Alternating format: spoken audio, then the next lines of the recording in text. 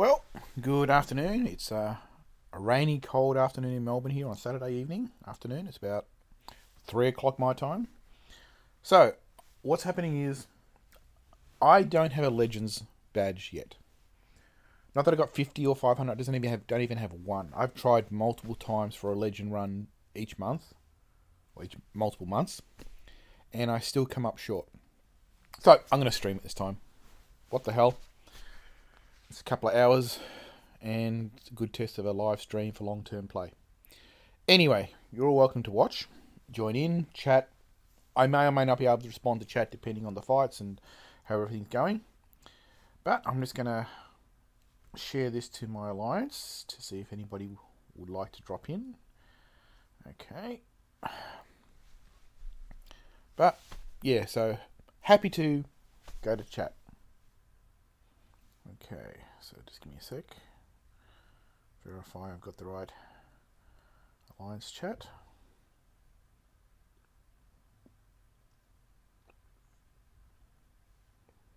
Wrong chat. Alright, FYI, all starting a Legends run attempt and streaming it live/public at paste.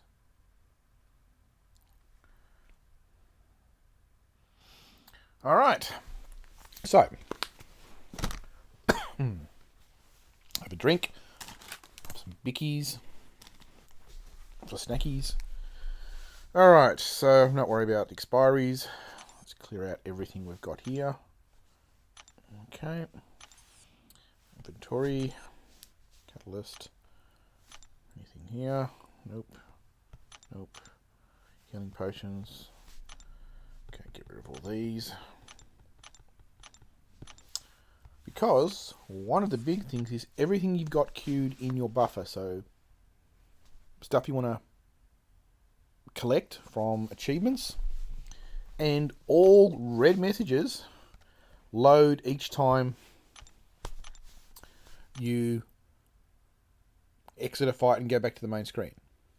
Because when you're back in the main screen with the map of the fights, it has to load that because it has to make that available. And so you have to clear out everything you've got sitting there, every request that you've got, cut down your contacts. Alright, get rid of the thingos, get rid of all the requests, get rid of everything in your mail. Everything there is... I don't want global chat. Okay. So, let's see if anybody's joining us or has joined us. Nope. Still just me. Alright, so everything's done. I have... Alright, how many boosts do I have? Okay, I've got enough boosts for the last two sections. Alright, so let's, as a warm-up. Okay, edit team. Okay, as a warm-up, let's grab you. Let's grab you.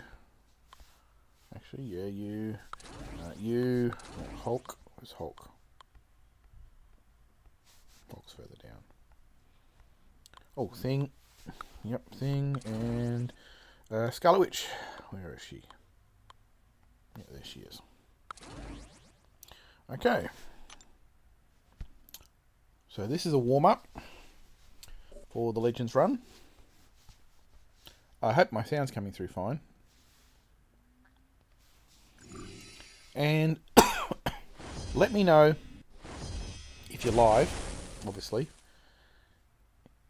if my sound of the gameplay from the device is too loud and out of sync, and if it's lagging behind or if it's in front of the visual display.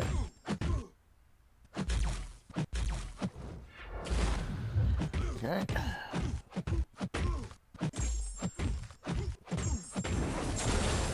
that had critted would have been great.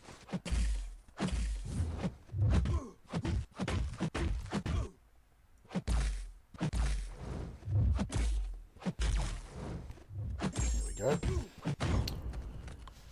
Actually, I am going to turn down the volume of the iPad by that much.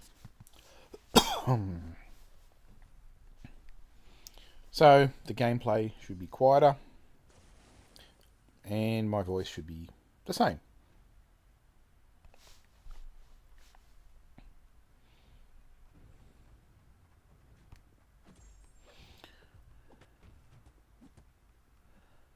Okay. Let's get some... Oops. So much for my practice.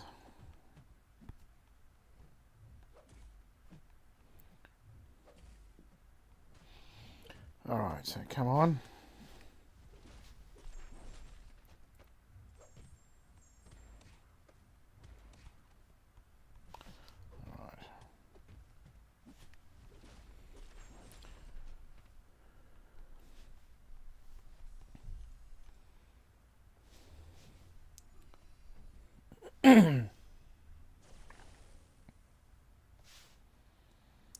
Yeah, so if you hear the wind pick up and the rain come down, it's because it's cold and wet.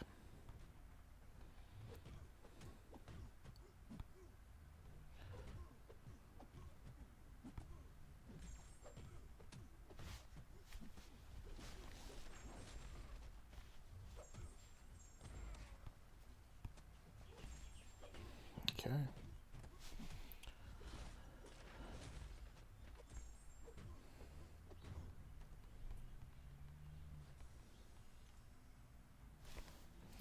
So, and then after this, I think I can do the red room because I think I might have enough intel. I will have enough intel after this. Okay, let's put Spidey in.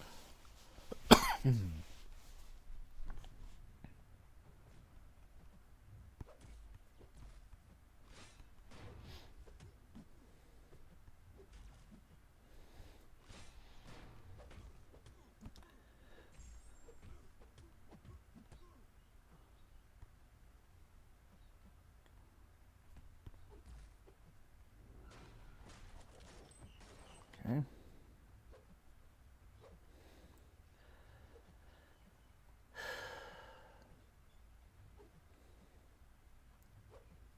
I just want to see how they do Taskmaster in the Black Widow movie, because that's going to be interesting.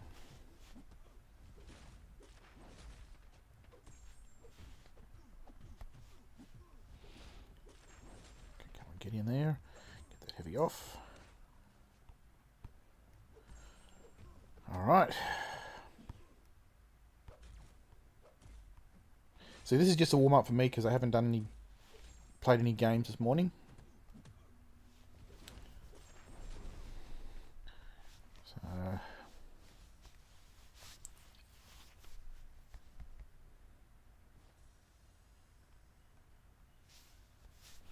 okay, so I should now have enough for a Intel. Yep, 500. Get now. Back to here. Here, event quest. Red Rift. This will also be my team that I go with for... Where are we? There we go.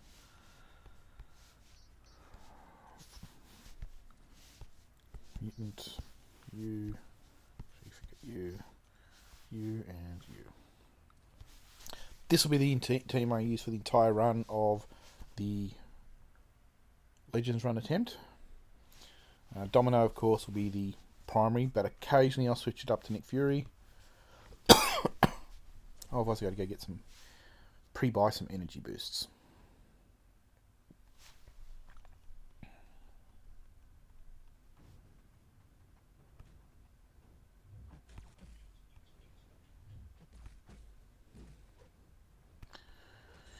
We go. heavy.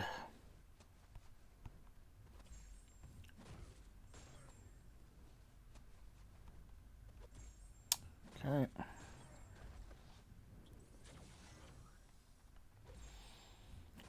All right. Domino can, with the synergy, I may one day, maybe next one, just take in my 4-star Domino and see how well she does. Chance it. Let's see what we get this time.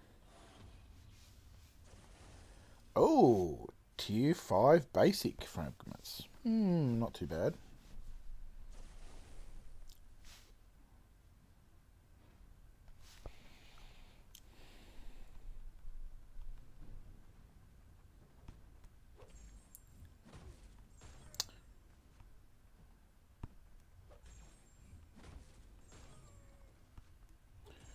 So,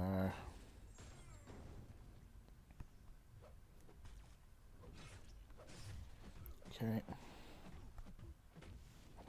See how this one goes. And he's down.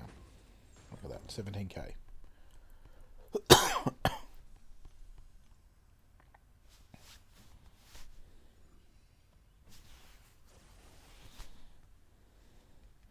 Just domino all the way through.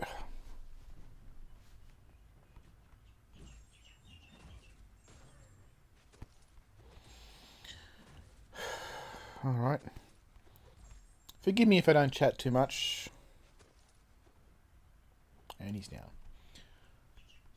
And there's no one there to chat against in the chat. But you never know.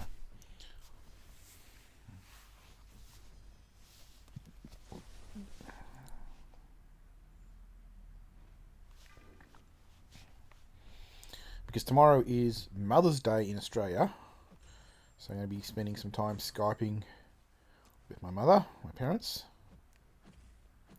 And then, depending on when I do that... Hello, someone's joined. Depending on when I do that for Mother's Day tomorrow, Australia. After that, I will then start my Abyss run. If I get to my Mother's Day calls early. Hello. Hello, Alfredo. Welcome to the chat.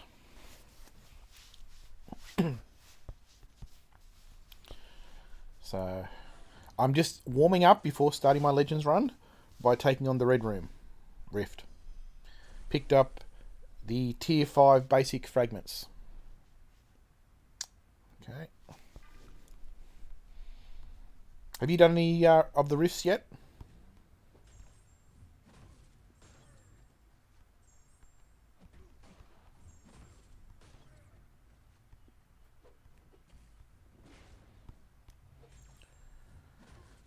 Sorry if the chat lags.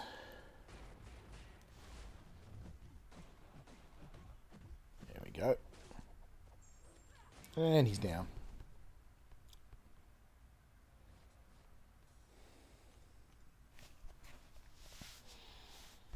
Okay.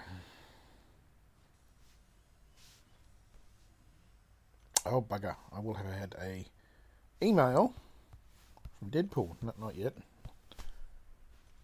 You're still collecting. Okay, so you're saving up for the selector thing?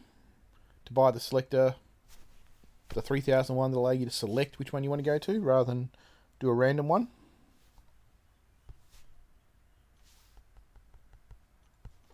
Okay.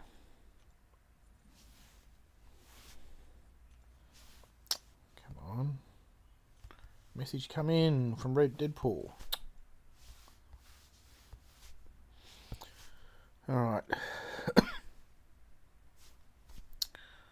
Okay. Can I top up the energy in any way? Nope. Alright. Well, so far it's just you and me. Alright, so I'm about to start. As you can see, I've already done normal and basic. And I've done uncollected 100% already. So, this is Heroic and Master. Here we go. Domino all the way.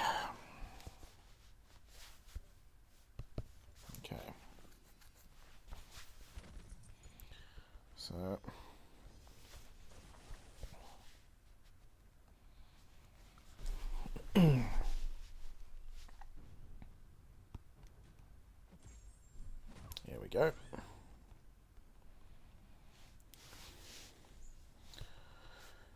All right.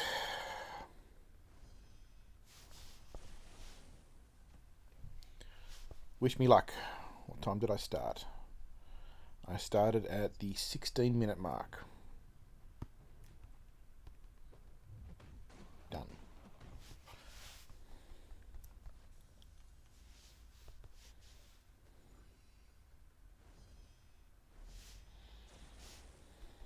Okay, keep going. Yeah.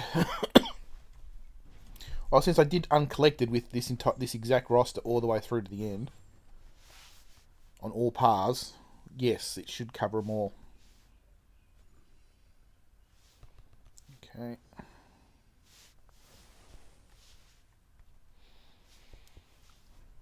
So, who knows who else is going to come on? Here we go.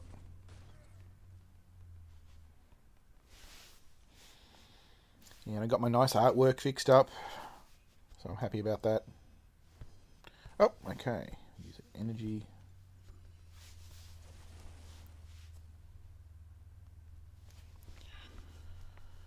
So, I've also been playing around with Quake a bit, and she's actually not that bad once you learn how to play her properly. In the, as Dork Lesson says, the Quake and Bake.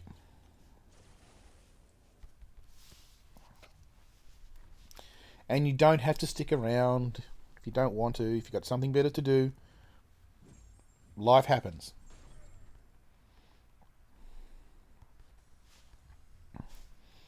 Well, the Melbourne skyline was a download from a free vector website, and I just had to put the attribute that in the comments, which I've done.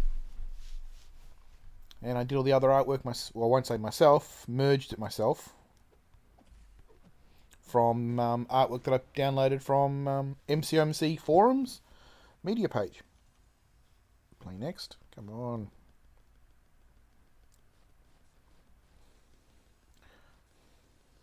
You notice the play next button's no longer coming up quicker.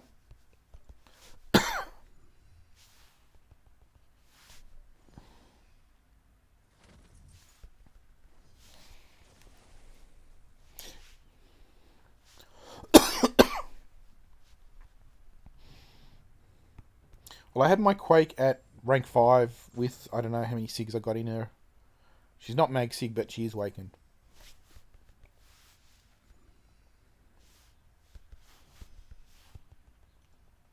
Okay.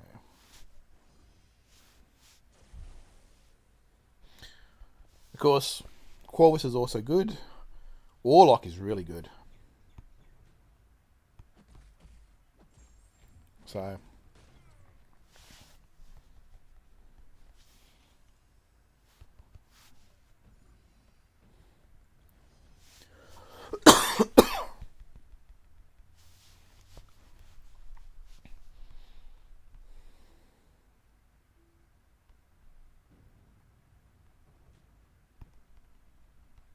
Here we go. He started dying straight away because of Domino's bad luck.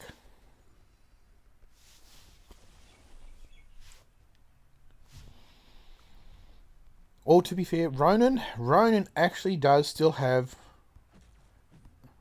some places in some fights. Yeah, my Corvus is a 6-star. I took him to rank 2, but he's not awakened at all. He's just unawakened.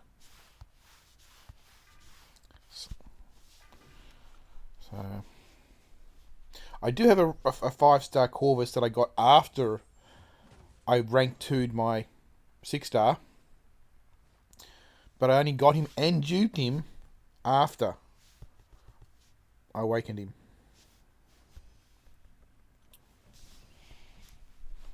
Yeah, I got a 6-star Warlock as well.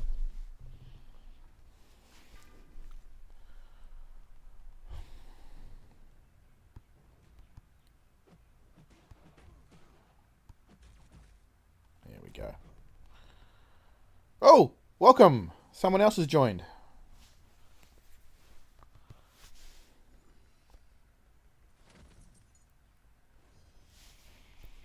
It says 3 people are now watching. Oh my god, I've actually tripled my figure. Done. So whoever's just joined, hello.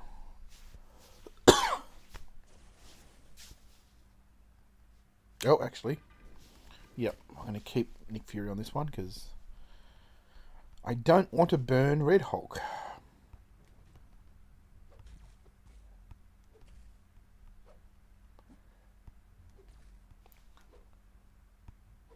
There we go.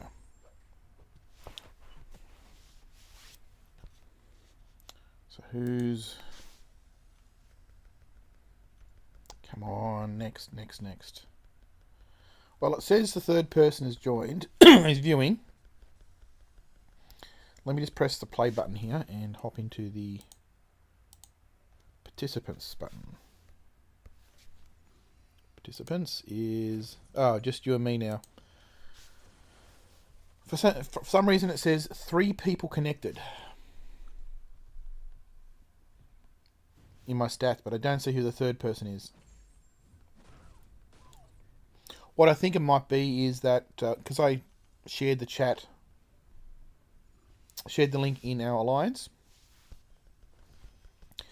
and every time someone reads that link as a thumbnail, it tags it as someone is connected to the stream. Come on, move.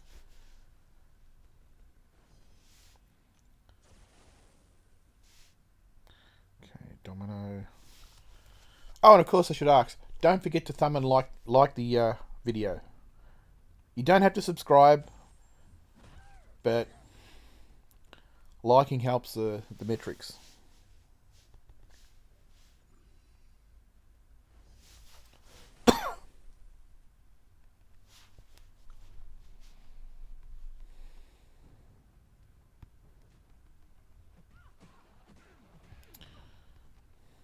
See, Corvus, if I was doing this as Corvus, she'd be down in 2 hits.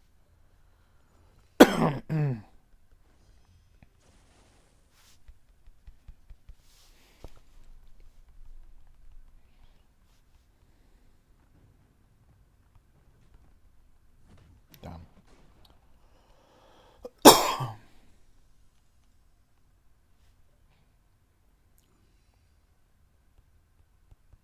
Come on, man. And I've checked. I've got only my iPad, my streaming software, and that's it on my network going through my firewall. So I know there's nothing else using my bandwidth in any shape, manner, or form.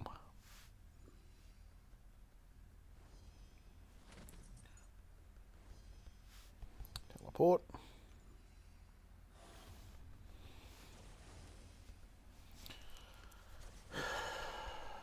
Welcome! You are now the 3rd person to join. Sorry, the 2nd person to join, Stu.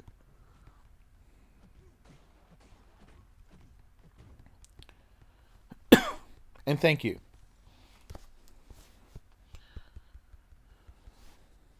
Man, they've done something. It used to be you could hit play next earlier.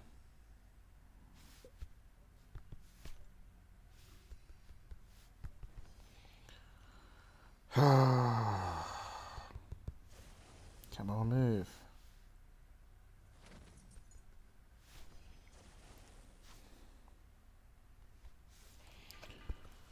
So... Done.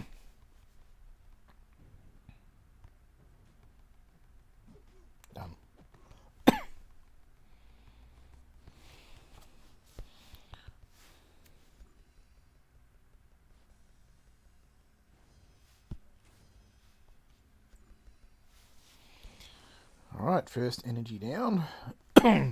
No, second energy.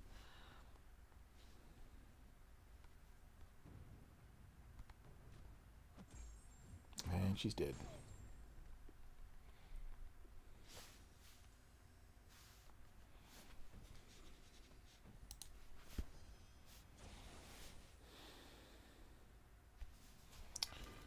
So, anyway, how's it?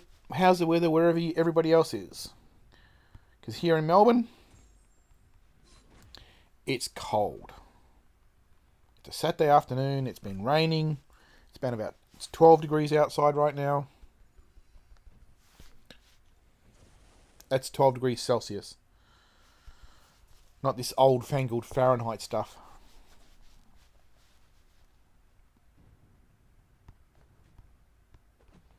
And down.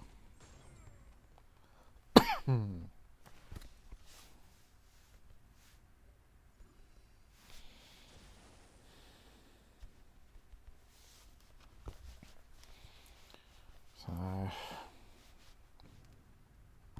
this should take about 3 hours, give or take 15 minutes. Hopefully, give or take 15 minutes.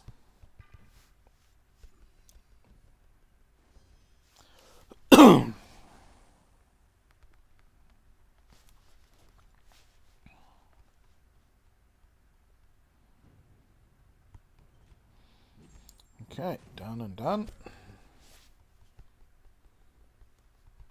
Come on, man. Go to the next. Anywhere to continue. Man. I tell you, they've done something to this.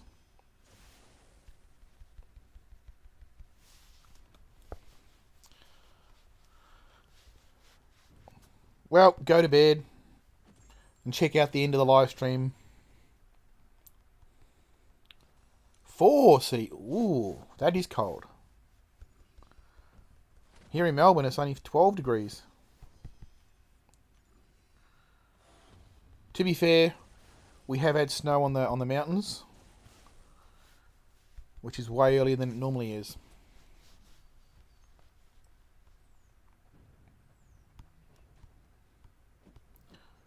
Unless you happen to be in Tasmania.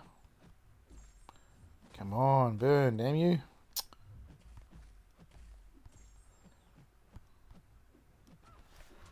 Okay, come on. Here we go. Yep. Rank 5. She's the one that I use for uncollected. Almost every single fight. Okay, let's go north.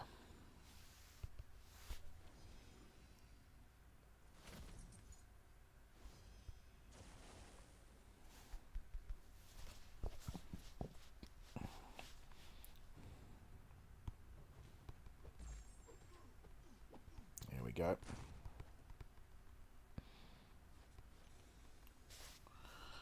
Well, I'm biased because I live in Melbourne. But to be fair, Sydney does have, well, the Sydney Opera House, the Sydney Harbour Bridge, and other stuff. We have, what do we have? We have Luna Park. We have, coming to Australia this year, with the way everything's going on, we're all in lockdown.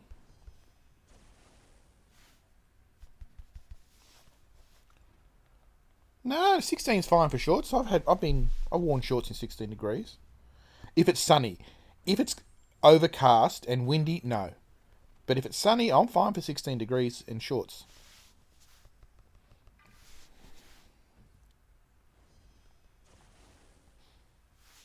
I mean, I wear short sleeves like this. This is a short sleeve. All year round, simply because I wear a jacket to work, and inside work, short sleeves.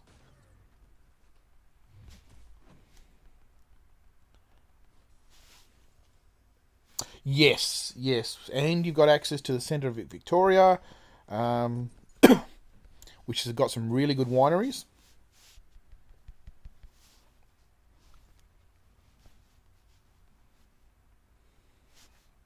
Because I actually grew up in the middle of Victoria, a small country town.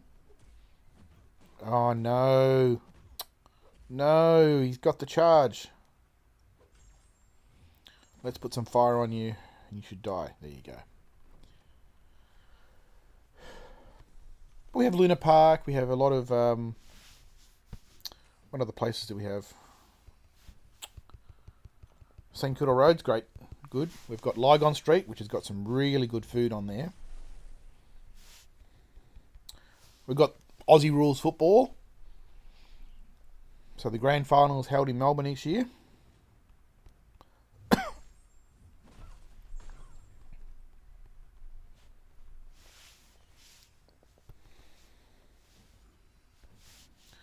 Who else have we got? Skip that. And of course we have budgie smugglers. So I don't know if you know what a budgie smuggler is. It was made famous by one of our prime ministers. Our previous prime minister, not our current one. So what you do is you look up Aussie budgie smugglers.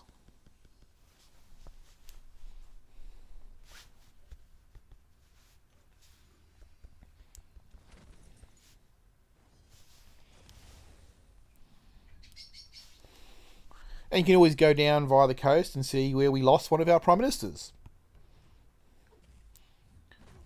His body was never found, and all that other stuff. He literally went fishing one day and never came back.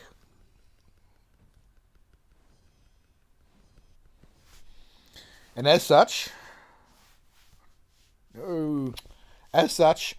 his name gets used repeatedly around Australia as the Harold Holt Memorial Swimming Pool. I kid you not. A man who supposedly drowned and his body was never found, they named swimming pools after him.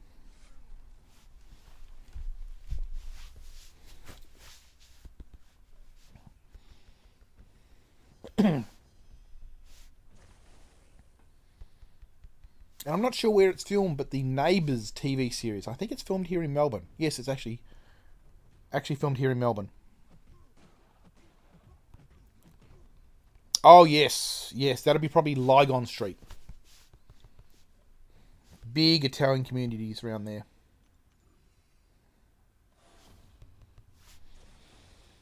If you look at the name of who I'm broadcasting as, my YouTube channel, that's my name. That's obviously underpants. Yes. No. Budgie smugglers are not underpants. They are bathers, specifically Speedos. Because when they're too tight, it looks like a man is smuggling a budgie.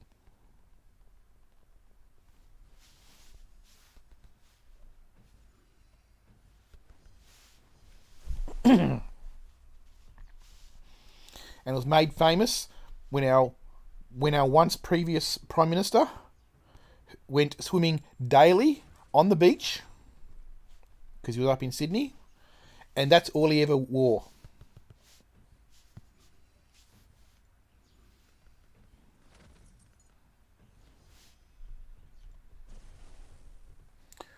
Yeah, well, this is our Prime Minister at the time. And no, he hadn't been drinking. He's actually a very religious fellow. And no, he didn't drink in excess. If you want a drinking Prime Minister, that was, of course, Bob Hawke.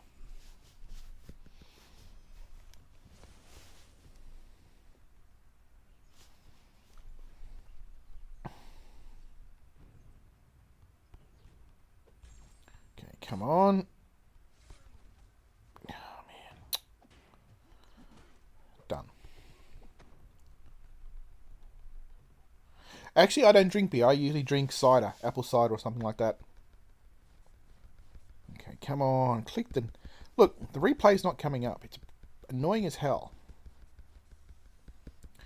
Finish showing the loot. Get rid of that.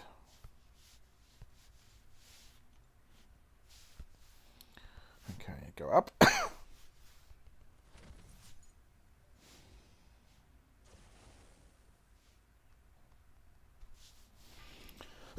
That's what I still don't have. I still don't have a 5 or a 6-star She-Hulk.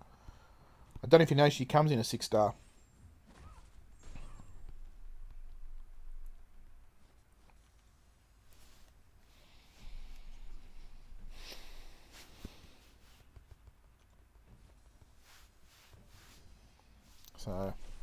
So yeah, we've had some really good prime ministers.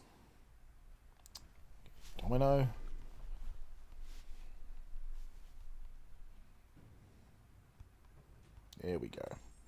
And she's dead. Done. Righty.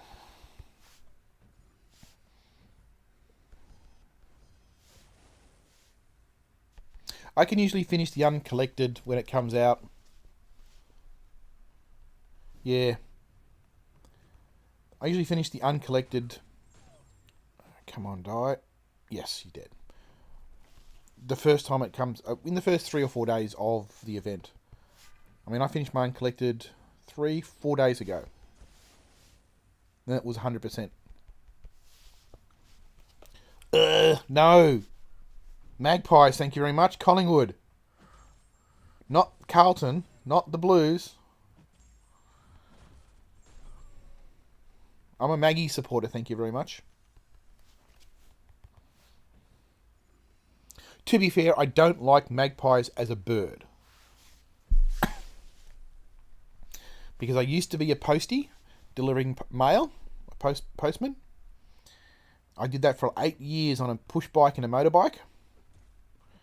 And I got swooped and attacked by magpies every single summer. They'd come down.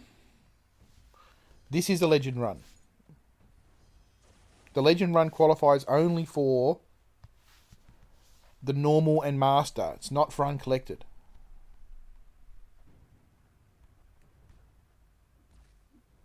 There we go. This is for a Legends Run. Because the Legend Run is only for those two. It's not for uncollected.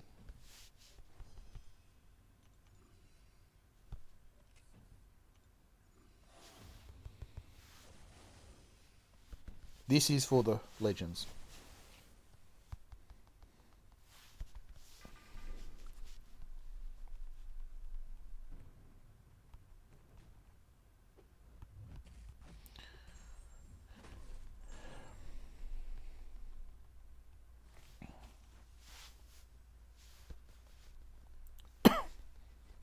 Did they slow down the replay button before or after this event with the recent?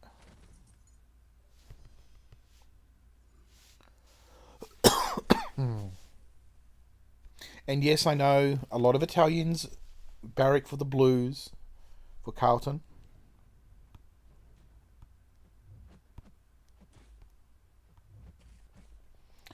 Come on, bait me. There we go. Yeah, I don't know if there's a She-Hulk 6-star. I just don't have her a 5-star.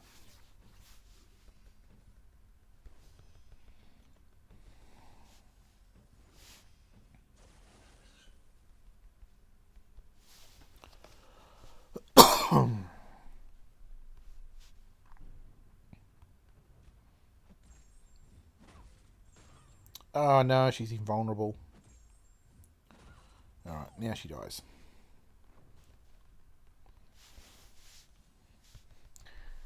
So, does anybody know that there is actually a non-intrusive, entirely legal, according to the terms and services, cheat for Legends, Labyrinth of Legends? When I say cheat, it's not a cheat per se, but it's a way to improve your odds when playing the game. And I have actually used it. I haven't modified software. I have not modified. I haven't got anything interrupting the data stream between my iPad and the internet. It's all done outside of the device.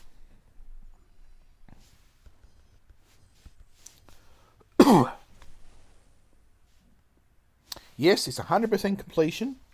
Usually it's about 3 hours, give or plus or take 10-15 minutes.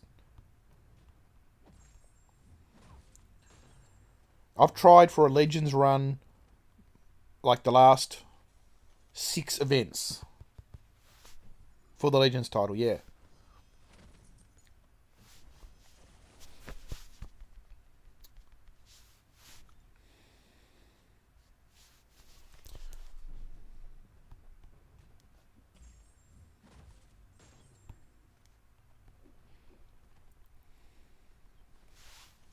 So this run is for a Legends badge,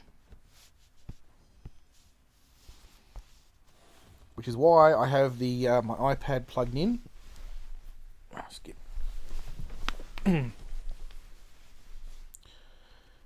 cheat is actually very, very easy.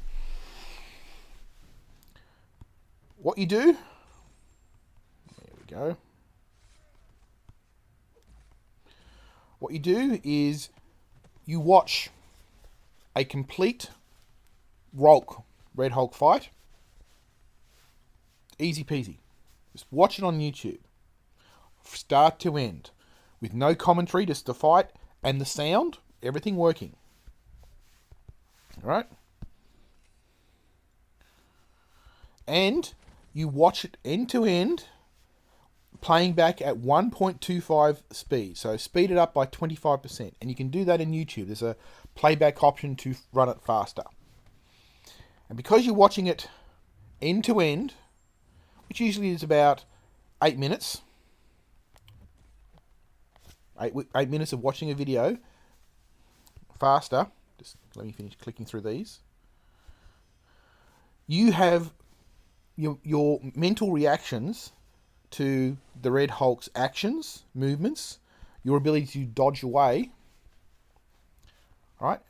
Block, dodge, etc. Right? Bait and switch, etc. And all that other stuff is now in your muscle memory from your thumbs, etc. is now faster. So when you go into Labyrinth of Legend, it feels like you're playing in slow motion. Alright, better put that up there.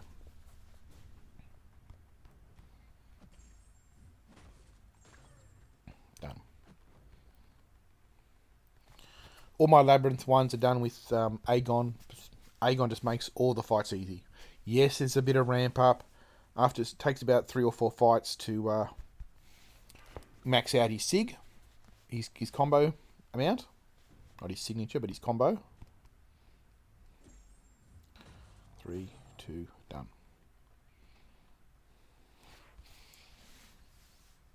But it's entirely possible to do... I'm currently still doing normal, master.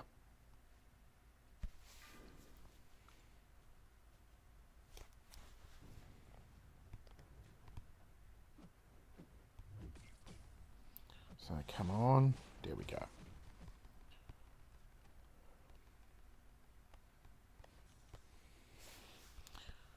Because there's Master and Heroic. I'm doing whichever one you got to do first. Then I move on to the next. After 100%ing this.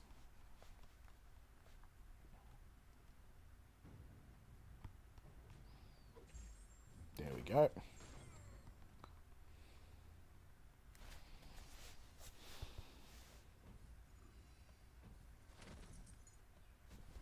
You teleport.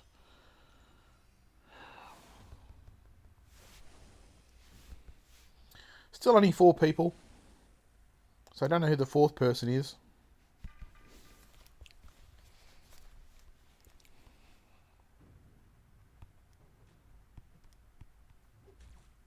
There we go. You're down. Done. Domo is just a easy win for uncollected. The only one she's not good for, obviously, is ones like Ebony Maw, who can shrug off criticals.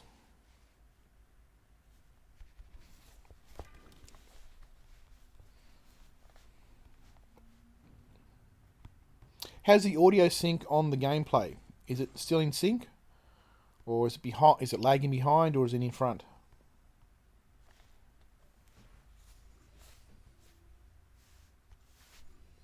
Is it too quiet or too loud? The audio gameplay. Plus my voice. Was my voice too quiet, too loud? Oh, Red Hulk. Okay. Take you in, Nick.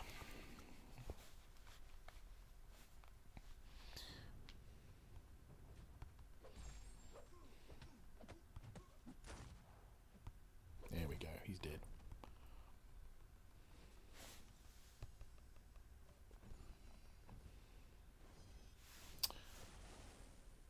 You can hear no sound from the gameplay. Alright, I'll bump it up. Just give me a sec. Alright. Okay. Do you hear anything now?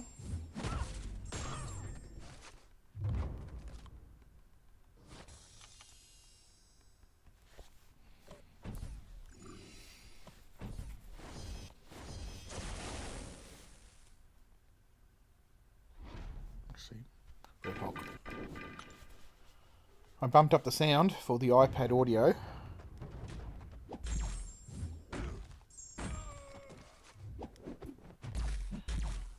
You should be hearing some more now. Okay. Good.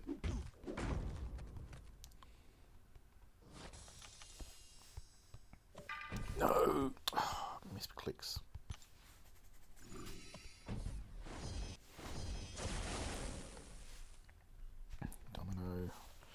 Domino versus Iceman. No bleed, no burn, but...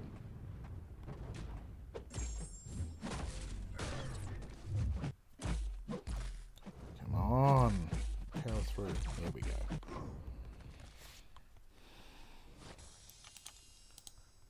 Alright, yeah, still only showing the three of us in the participation chat.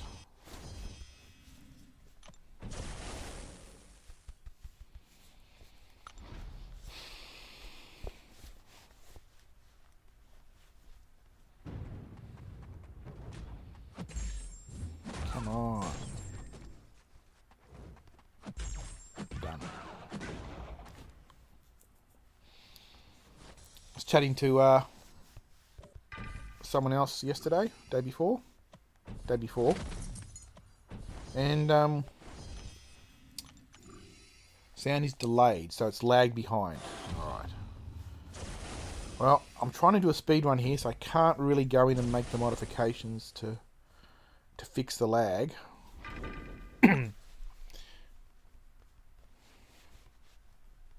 Because unlike, you know, Seaton and all those other people, I don't have an Elgato capture card. So I'm using screen sharing software, and it's, yeah, causing a lag on certain things. The graphics is great. Let's go this way.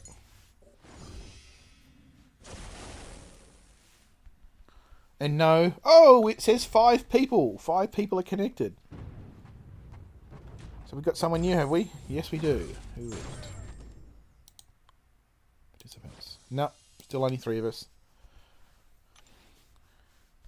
So, whoever's just joined, hello.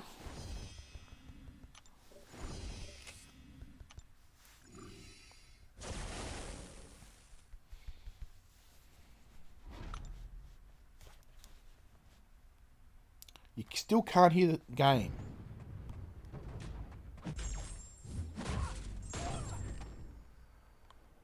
Okay, the sound is still delayed from the game. Okay, that's fine. That's expected. I can fix that, but it takes a bit of tuning.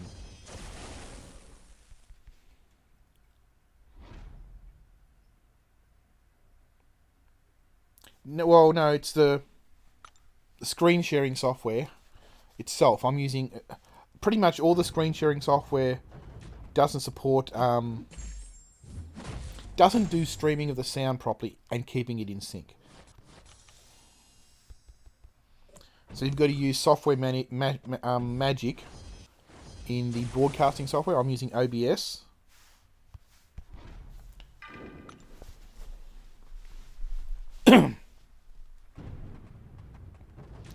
I'm actually using a software package called Air Server, which is much better than the Reflector 3. Everybody says, oh, Reflector 3.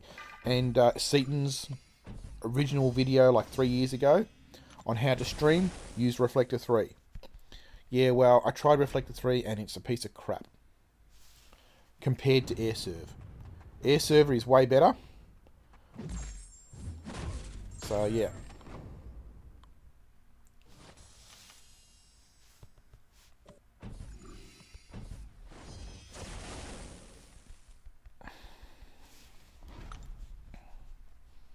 Okay, one more lane here, then we start again from scratch, completing all the other lanes.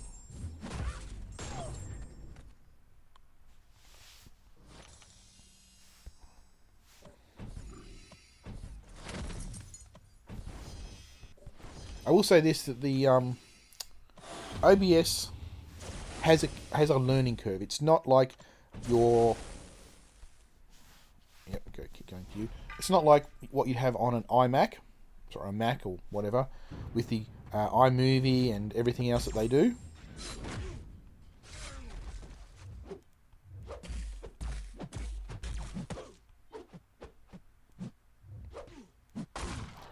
Oh, he has to shrug off. Alright, OBS has a much more higher learning curve. The iMac software is usually configured just, click and go. Maybe 3 or 4 options, and that's it. OBS has a lot more options. I was about to say that S word. But it takes a lot of time and juggling to configure them and get them set up. Of course, I also went and bought myself a proper $200 microphone for this. I'm not using the laptop microphone or the camera microphone. I'm using a boom mic. I went and bought a kit with a bendy arm, cantilevered arm, sorry. And that the pop shield is sitting here off screen about here.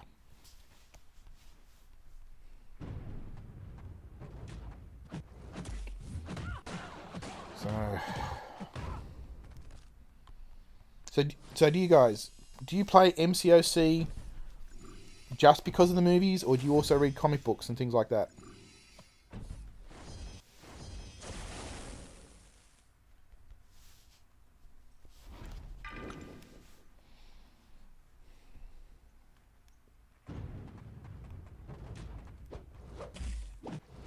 There we go.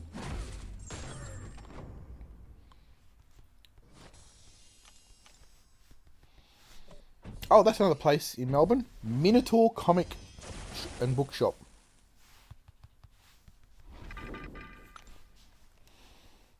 It's right in the heart of the Melbourne city. It's been around for 30 plus years that I'm aware of. It's been selling comics, etc., and books and movie memorabilia and everything for that long. And it has, I kid you not, a life-size statue of a Minotaur. So, standing at the front of the comics shop, wearing jeans. His hands are in his pockets, and he's grinning ear to ear. It's like a very, very fun statue to look.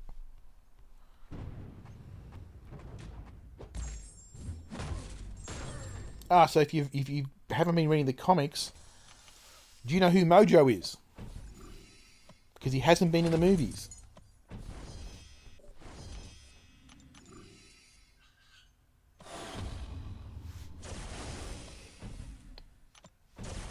And yes, there's a bit of lag between what I see on the live chat and obviously when you hear it.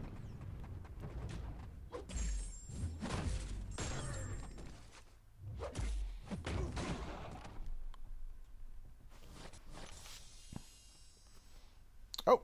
Are we done on that? Yes, we are. Back to quest.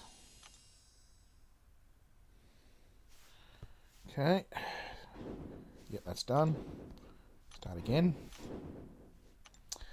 Well, Mojo was a villain that was introduced for X-Men, and they introduced 2 other major characters, or a couple other major characters at the same time. Mojo and Longshot were introduced as a pair, Longshot being the hero, Mojo being the villain. And then you've got the Mojo's sidekick, or dog's body, what do you want to call it? Attack dog, there you go, is Spiral. So she's in there as well. And then of course when the X-Men spun off the comic book series Excalibur with Captain Britain, based in the UK, in a lighthouse. They introduced yet another Mojo villain or two villains, but the first one I can think of is the Werewolves, who were silver-coated like the Silver Surfer. Pack of 5 wolves who could shape change into their victims.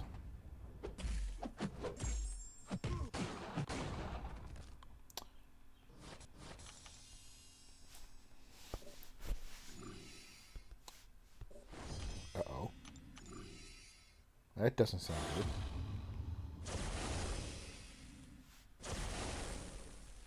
My fan in my laptop is making some odd noises. And spinning up. You can probably hear it.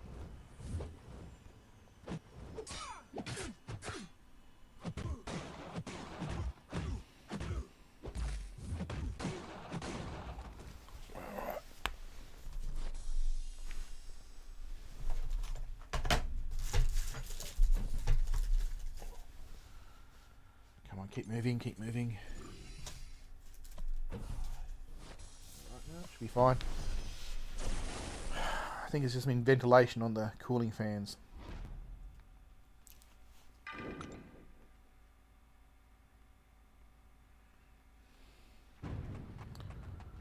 So, who was I talking about? Captain America, Captain Britain, Excalibur, the Werewolves.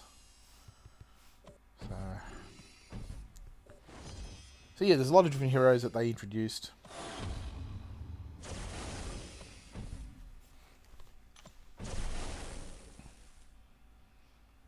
I mean, I like the fact that Captain Britain was originally introduced in the MCU as Peter Parker's roommate when Peter Parker was at college or university, or whatever you want to call it. As Captain Britain was an exchange student.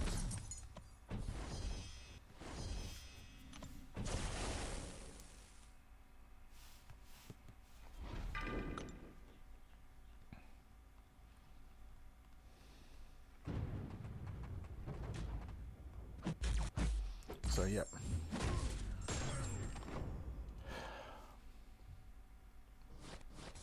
So, apart from that, and with the Hood, they made it very clear in the comics that the Hood, who's actually a comic character that the MCOC character is based upon, is not related in any way to Spider-Man. Because the Hood's surname is Parker, i.e. Peter Parker, no relation.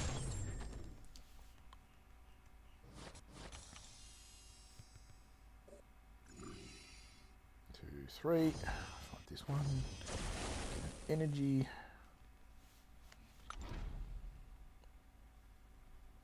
So what time did it start? Okay, so we've been running now for 45 minutes.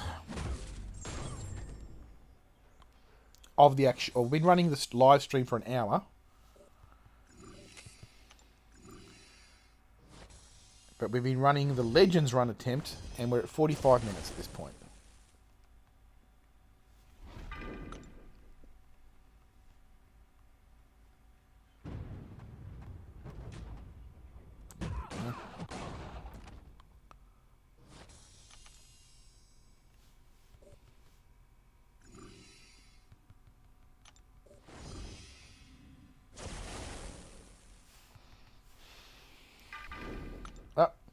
Well, someone dropped off. It says it's down to 3 people in now. There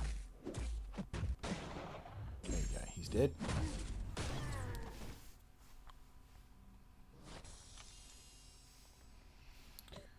So I actually use this team, the same team, exactly the same team, to do the easy and normal modes on auto fight. It's just auto fight, done. All the way through.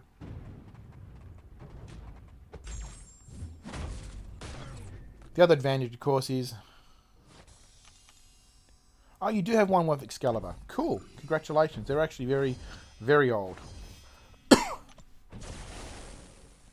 Because it has Captain America... Sorry, Captain Britain, not America. Megan, Nightcrawler, Shadowcat, Kitty Pride, who we don't have in MCOC, Phoenix, which we don't have in MCOC. I'm talking about the young Phoenix, not the old Phoenix that we have of Jean Grey.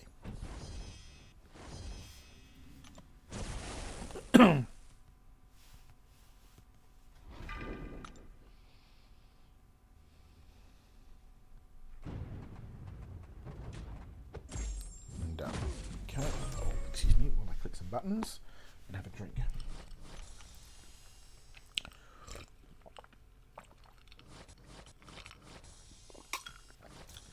Here we go.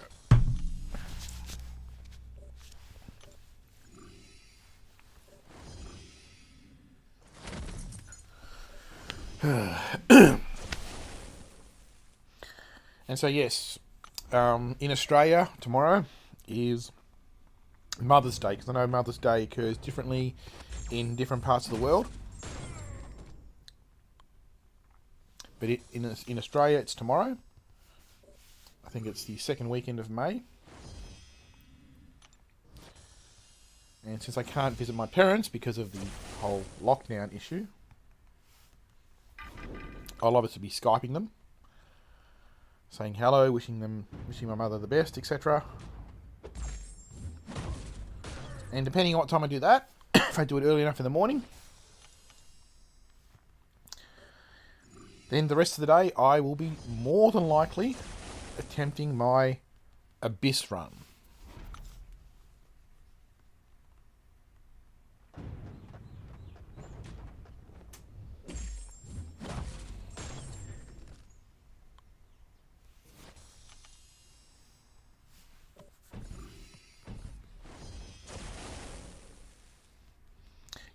None of you are obliged to stick around. You don't have to stick here all day for the completion to the end.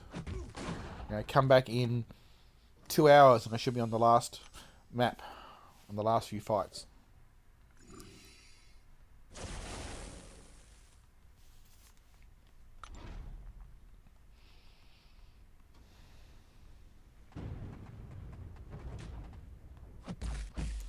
So, but yeah, this is just my attempt at a Legends run. Committing 3 hours, give or take 15 minutes, of my life on a Saturday afternoon when it's cold and windy.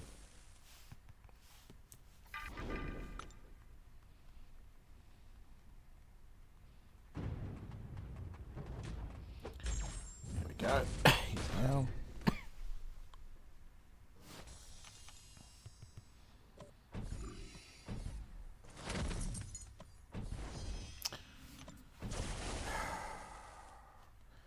These cutscenes are so annoying.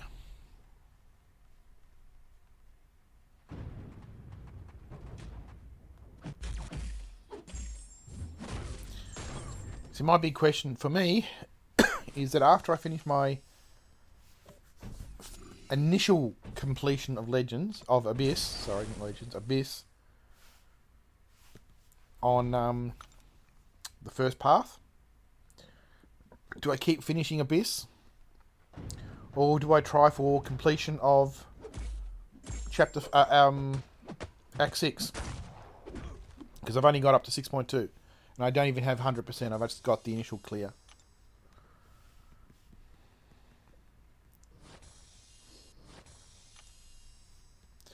You go to sleep. Life is more important than games. I know it might be sound like heresy, but it is. You keep yourself well, especially in these times. Oh! Interesting article I read. I don't know how true it is because it came out of China. Alright. Was supposedly the coronavirus persists in the human body live, but it's unknown if it's live as in contagious, in men's semen after a man has contracted the coronavirus. It is unknown how long it persists there and if it's contagious. So it's entirely possible that the C word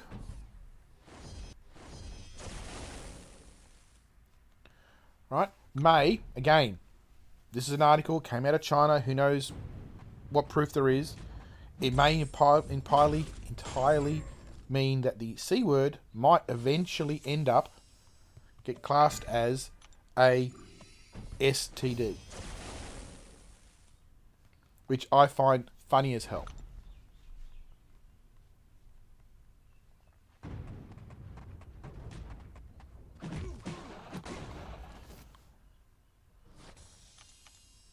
I think we must read the same articles.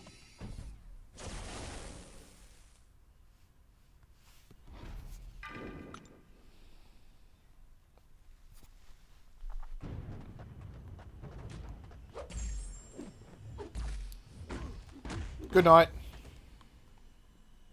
Sleep tight. Stay well.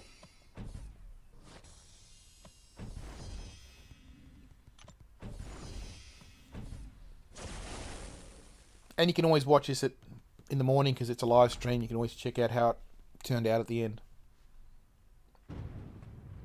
After the fact.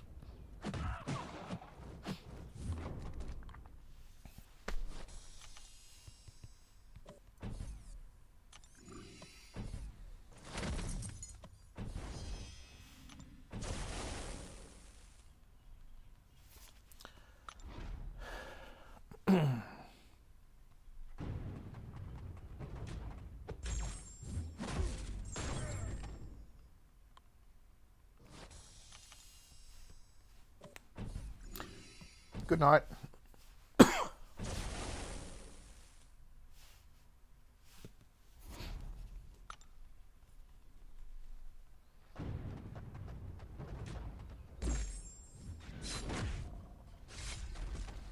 Done.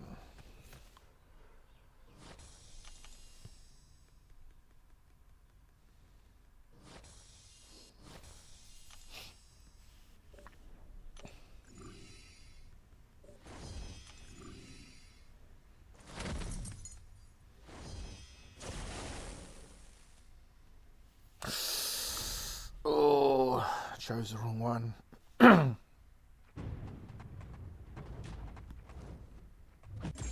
Oh no.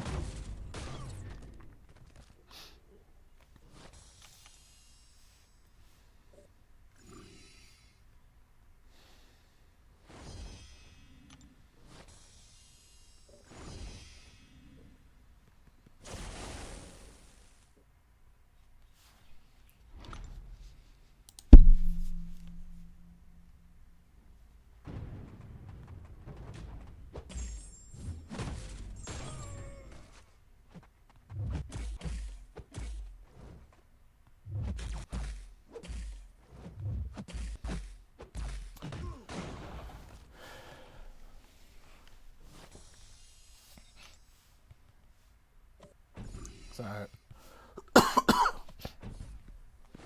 are you still here, Stu, or have you gone as well?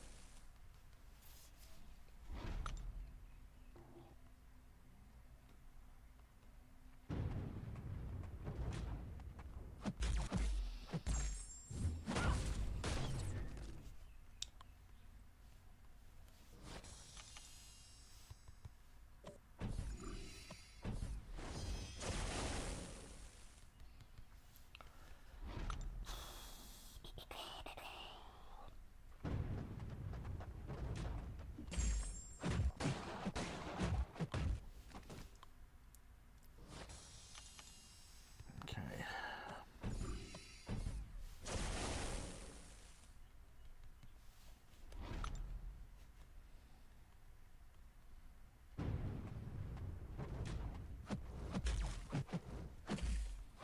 I completely chose the wrong person against Captain Marvel. Fortunately, Captain Marvel there was the low-powered one.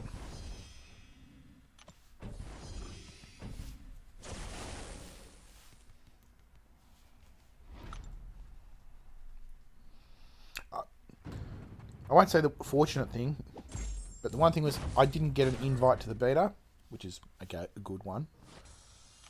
But again, everything I've heard about it, and I don't have an opinion about Seaton's you know, thing that he did. The whole burnout video. I can understand his point of view. I've only watched like the first 7 or 8 minutes of it. I haven't watched the complete set. But I can understand. But apart from that, I haven't watched it all. I should.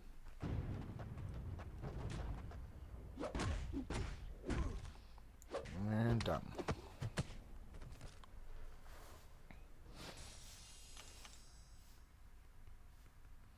Come on, play next.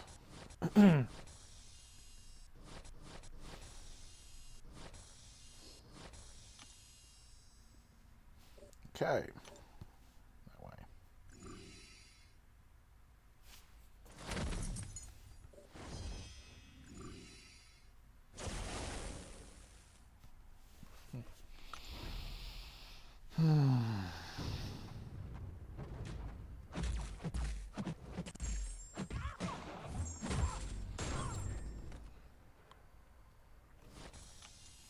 That's the one good thing when you're actually fighting Domino, against Domino, in that she doesn't have all the synergy perks. You see, okay, there you go. There's there's something that would actually make Alliance War better. They keep going on about making Alliance War with all these global nodes, flow, and everything else. What they've refused to address is getting synergy teams to work in defense. If they spend half as much time on getting synergy teams, synergy systems working in defense, therefore you would actually have more control as an alliance over what synergies you want on what nodes and in what paths. Right? Imagine having a synergy team with Heimdall and Hela in defense, and the Heimdall and Hela powers worked. So that when you're attacking someone, whoo, suddenly they got the res from Heimdall, and then they got the res from Hela, and you weren't expecting it, so you die. Or you take more damage. Putting that synergy team on with the boss and the mini bosses would make them that much harder, but it would be under the control of the Alliance on how they would build their teams. And obviously, the more people in the Alliance, in the battle group that brought in, say, a Hela and Heimdall synergy, the less, and this is the important thing, is the less diversity they would have. So there'd be a trade-off. How many do you bring in for your diversity versus how many you actually want diversity? But you've got other teams. You'd like to have a Domino team, right, on defense. And Domino, when she did a heavy, whoa, you got burned. Plus, Domino, ooh, her debuffs like parry and everything else and bleeds last that bit longer because of the synergy team. So, my complaint to Kabam is stop working on the so-called global nodes and get synergy working on defense. If Kabam did that, it would seriously breathe new life into Alliance War on all levels. Alliance War 1 through to Alliance War Map 7, or whatever the high ones are, and give control to the people, to the Alliance teams.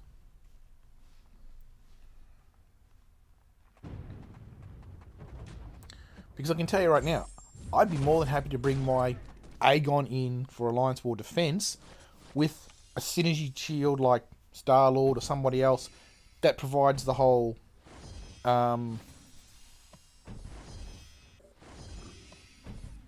hit shield, combo shield, that's the word, combo shield, and put him on a combo shield node itself. Because you know what that would mean? Aegon would say, oh, I'll kill someone with 30 hits. Now, he would have a combo of 30, say 20 carried over. And then what happens? He gets the 30 combo that he had previously. So he automatically starts at 50 effective combo. Next kill takes another 20. So that's a 50 on the combo meter. And that 50 combo meter plus the thing else will really ramp up his combo quickly. Very quickly. So...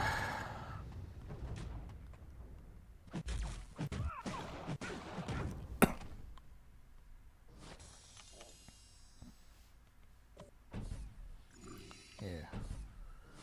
And since no one is on right now, I will resave this discussion thread for when the next time someone comes on. Unless Stu heard me. I don't know. Did you hear me, Stu? Or have you dropped off? I'm guessing you've dropped off as well.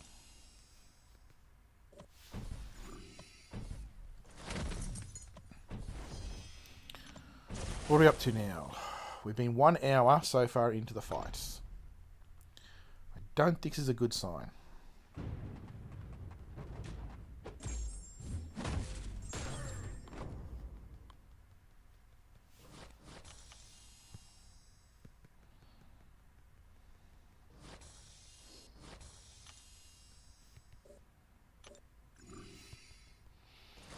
Ah, now Mysterio. Mysterio is a hero that I like. I do have him as a 5-star, and I do have him awakened. I don't yet have him... I think you might have him as a 2 or a 3. I'm not sure. Might just be a 2. Rank 2, 5-star. But I do like the fact that he's got the whole revive. Come on, move. Alright. He's SP1, which can heal him.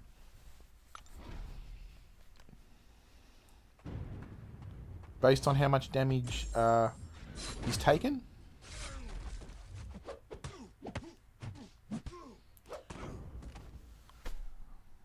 And do the same damage back to the opponent. I mean, I really like that mechanism.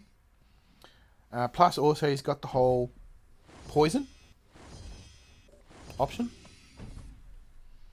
Right, once you build up a gas charge, a heavy, poison, done. Korg, I dislike fighting Korg. Almost as much as dislike fighting Nightcrawler.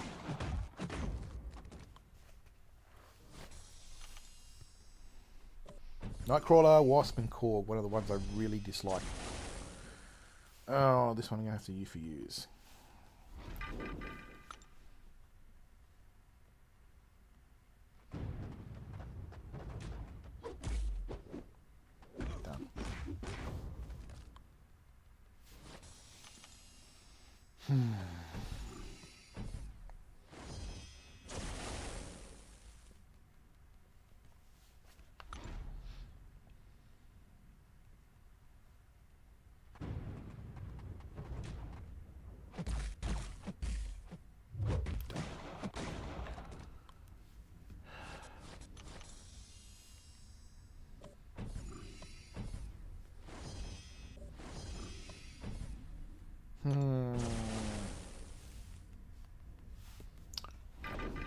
Now, Clairvoyant. Clairvoyant's a fun character to play. She's got the whole energy drain, or heal, or a huge DPS. Obviously not all three at the same time. And the mechanism to rotate through them is annoying. For example, if you're already at a 2 charge and you're on the blood phase, by the time you get it to the power phase, you're on SP3, and you don't want to give an SP3, you want it to do an SP2 for whatever reason. So it's annoying. The rotation. You really have to play and plan in advance.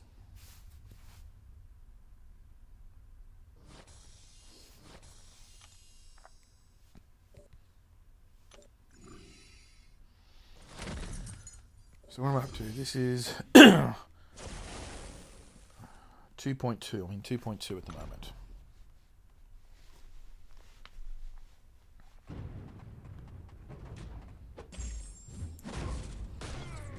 So I'm 2.2 of Master or Heroic, whichever one you got to do first.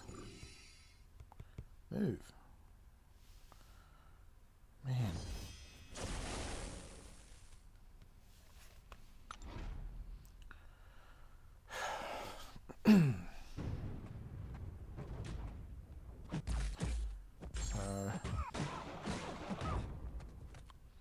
No, I do not schedule these. Basically, it's at my convenience when I feel like it.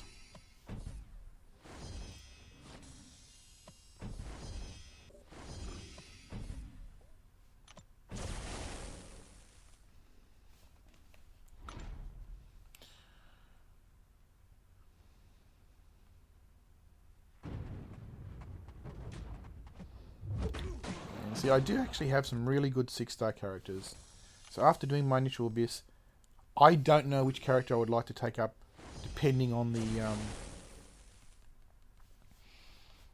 tier 5 class catalysts that I get from the crystal. Obviously, if it's cosmic, it's going to be Corvus. Corvus will be going to rank 3. Sorry, not a problem. That's straight to rank 3. Not immediately. As soon as I've got a cosmic level up event occurring, because I don't level my characters. I mean, this is one of the things that my Alliance members, and I'm going to hold on to this thread till the next time. But yeah, this is one of the things that my Alliance members don't do. Is because I see it happening in the Alliance chat saying, person A, B, C, D has leveled up characters 1, 2, 3, 4. And the thing is, we don't have, or there isn't a class level up event occurring. Or at least not occurring in the Veterans bracket. And everyone in our Alliance, I believe, should be in the Veterans by this point, because they've been there for that long. So they're more than the 90 days to get out of the beginner brackets. Anyway, I see them leveling up a lot of times when there is no class level up event, or even a regular generic level up event occurring. Okay. So you are spending gold. You are spending okay, come on, press play. You're spending gold, you're spending ISO, you're spending all these different materials to level up, and you're not getting anything back as well, which I think is a waste of time. So wait, I mean, whatever hero you got is rank 1. Now if he's so important, so perfect, deal breaking, like, oh, you've just awakened your Aegon that you got the day before, oh great, want to level him up immediately. No, because at the end of the day, you also need 6 stones and a whole lot of other things. And if you got those, you should use them to your maximum ability, which means wait until you have a class level up event.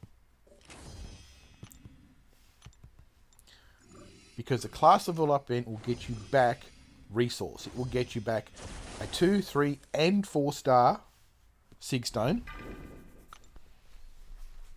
It will get you back gold. It will get you back unit. I don't know if units, but it will get you back stuff. I mean, if it happens at the same time as a generic level up event, the 22-hour jobs, great. But if it doesn't, it's still a better than not doing it when there's no level up event. So hold on your level ups until the class level up event. Now, that's my first pet peeve. Wait until you've got a level up event. Best advice I can give. Manage your level ups properly. Now, that is one of the harder things to do, to explain.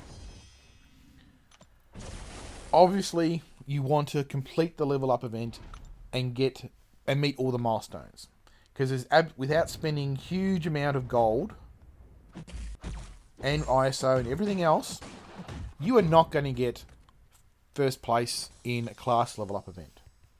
You basically have to level up 20 characters, 2 ranks, to get number 1 or even the top 5. Because there are crystal opening whales out there who do that, because they do wait until the class level up event and have the resources waiting to go bing, bing, bing, bing, done. So, if you got a new 4-star that you've never had before, and let's say it's a mutant 4-star, because that's who I'm fighting, and I've brought in the wrong character. It's a mutant, and you wait for a mutant event. So you take him from rank 1 to rank 3.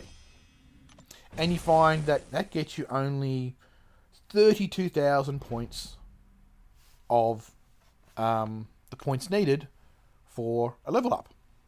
For the milestones. I think all the milestones you need is something like 44,000 points. Well, if you take him to rank 4, well, you've got to use tier 4 basic catalyst, which you might be using or saving for a 5-star.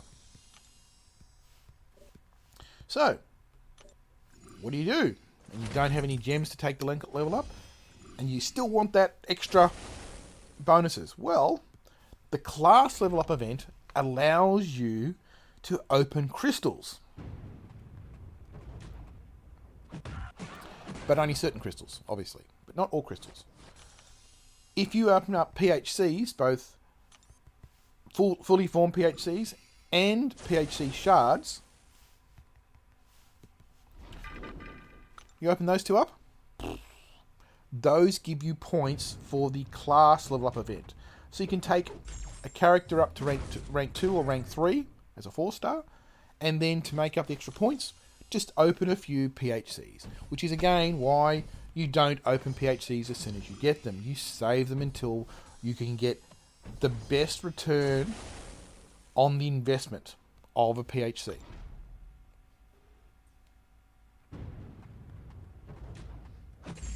Okay? That's just my opinion.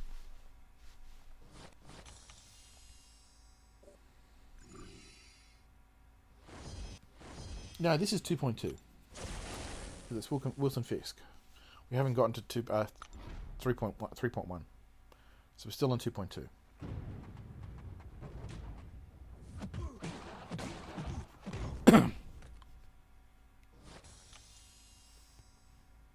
Which way did I go? I went that way.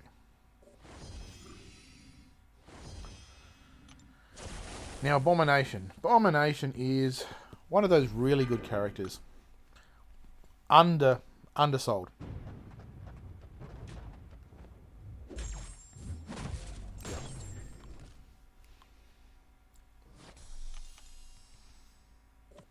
He should be developed more. Abomination. See, Hulkbuster came back because of the Infinity War Endgame and Infinity War itself, Avengers Infinity War. The Hulkbuster armor. And that's why I believe it got a revamp, etc. Come on, move. Jesus.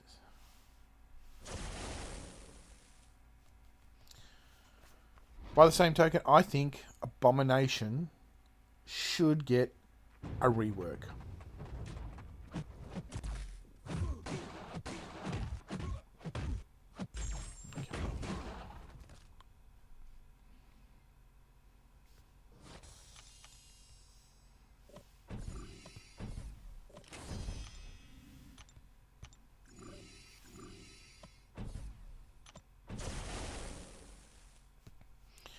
You see, if I wasn't trying for Legends Run, I'd back out, get a there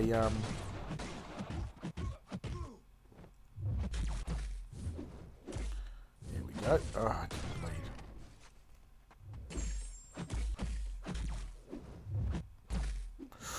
Ouch. That's not good. Should do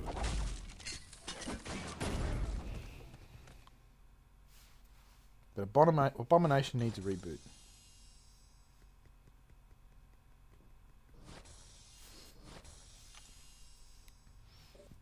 Okay.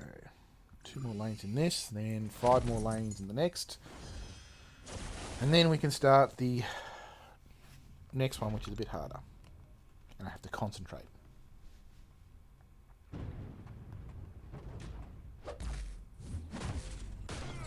And again, Nova is one of those ones that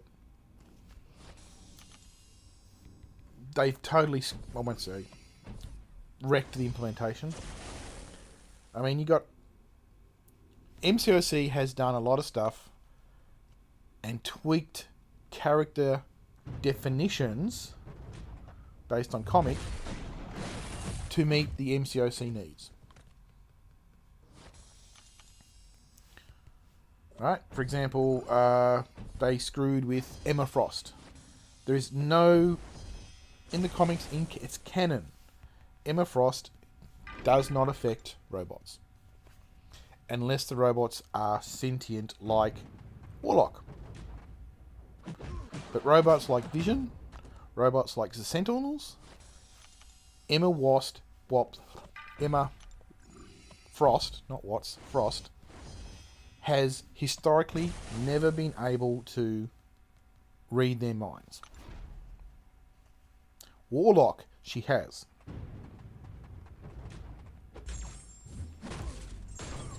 But the rest, not really. Okay, I came from down, so we go down.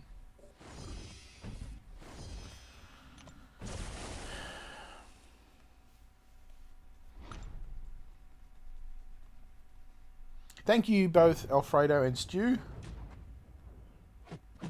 who joined from my alliance. I don't know who else has joined. Obviously, who has not done anything in the stream.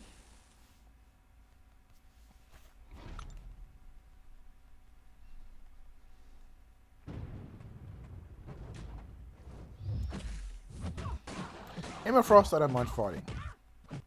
Right? Mainly because you throw a special while she's above 1 bar and she immediately goes out of things. So you can bleed her, you can burn her. So that's a non-issue.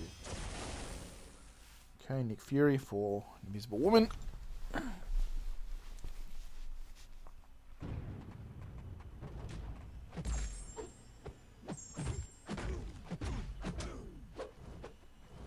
Done.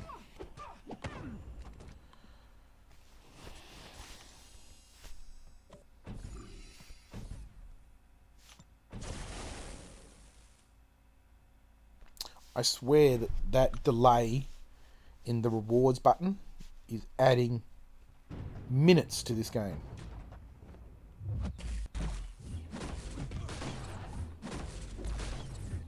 Now, if that was put in as part of evening up things between an iPad and iPhone and an Android device, yay! Because I used to play on an Android device. I had a Galaxy Tab.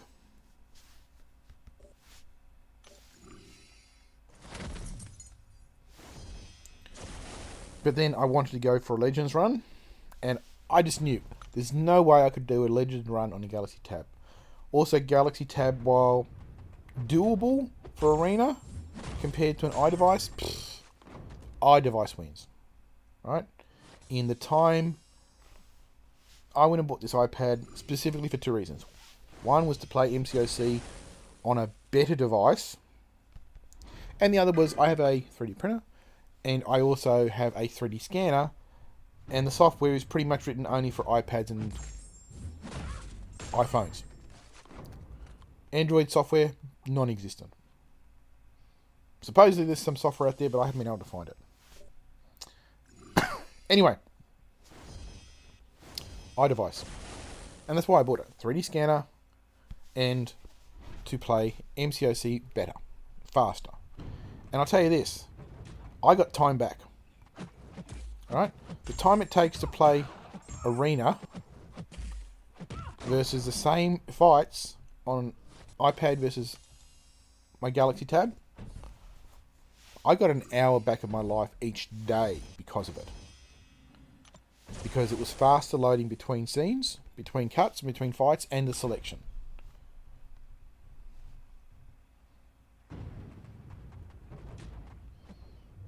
Now, I don't know if that's also because of the same thing that I did to whoa! Oh, cool. Shoot. I thought I clicked the wrong one. Because part of the preparation I did for this was purging all my red messages and my connection requests and everything out of my inbox. Because I've been told, according to one of the YouTube videos on prepping, and I'm probably repeating this, prepping for a Legends run, was purge that, because every time you exit from a fight and come back to the map screen, it has to reload everything in all columns. So everything in the... Are we still going? Yep. Good, got him. It has to load everything but in the buffers in all the menu settings. So all the stuff in the milestones, all the stuff that you're qualified, all right, everything, the 15,000 in the top right hand corner in the menu bar, it has to reload that. All right, all the values in that. So the more things you've got there, the longer the delay. So, yeah.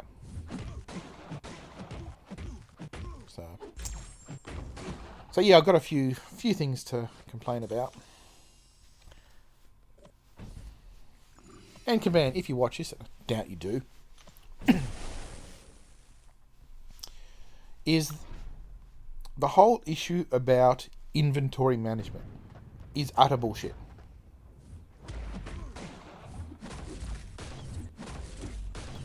Right. The reason why I say it is utter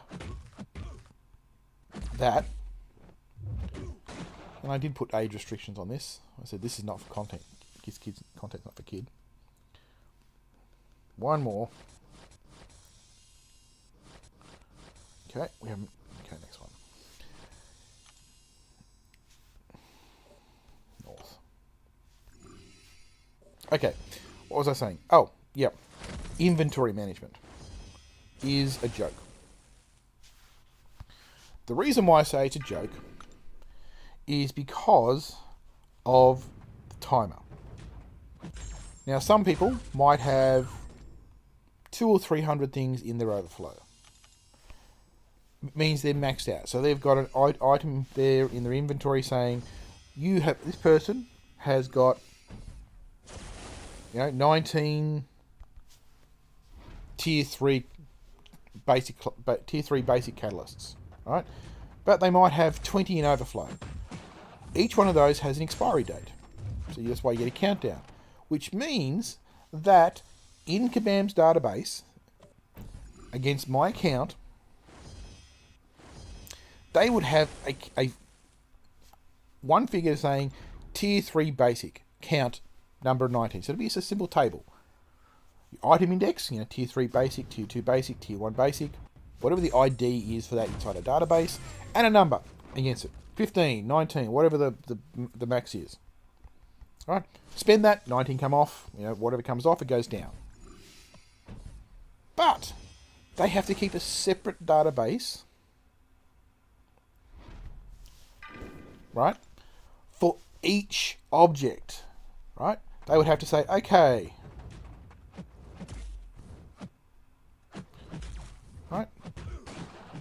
They'd say, oh yes, this person has 53 tier 3 basics in overflow, which means they have 53 rows of data and a date and time when it expires, right? Because every time a new item was be created, they'd have to create a new entry in the database if it went into overflow. Now, How much overflow do some people have for ISO? For ISO, whatever you want to call it. Class and generic. Right? That's... I've got 3,500 overflow in my ISO because of the way I manage my openings, which I've already alluded to. Which means that's 3,500 rows of data that they're storing and having to process and query every time I log in and go into my inventory. That's a transactional data in the cloud, because they'd be working all this in the cloud. Right? They're hosting in Amazon or Azure or Google Compute, any one of the cloud providers. Don't know which, don't care. Well, I do, but be interested. So there's your first thing. Right? Now, they're saying 4 million downloads. Right? 4 million. I don't know how many active players. Even if you're talking 1 million active players, and even if you're talking between, let's say 500 things in overflow and 8,000 things in overflow. You look at Brian Grant, he's got a lot of things in overflow. Right? A lot of things. He does spend them, he does sell them, he does level stuff up, but he keeps things in overflow. Right? And if you say between 500 and 5,000, mean point would probably be about 2,000. Let's say 2,000. Might be 1,800, but let's say 2,000 for roundness sake. 2,000 items in overflow on average is the mean point, times 1 million players. Right? 2,000 times million. That is 2 billion rows of data. Even if the table is simply object ID to identify an object, right, against an object alias table, right, and date. But that's 2 billion rows of data that they have to process, update when a person spends, or their ISO, and they download and do a get, I want the following ISO, and, collect it into the bag. All of 49 or whatever is the cap now. 45. Which brings it back to transactions in the database. And that costs money. Anybody who's done with cloud computing and costs knows every time you have to do a transaction, it doesn't matter if it's like 0.001 cent, you need to query a database, 0.001 cent. It all adds up very, very quickly.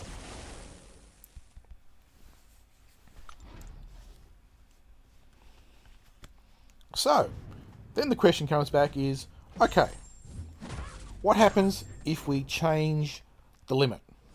Let's make the limit 25.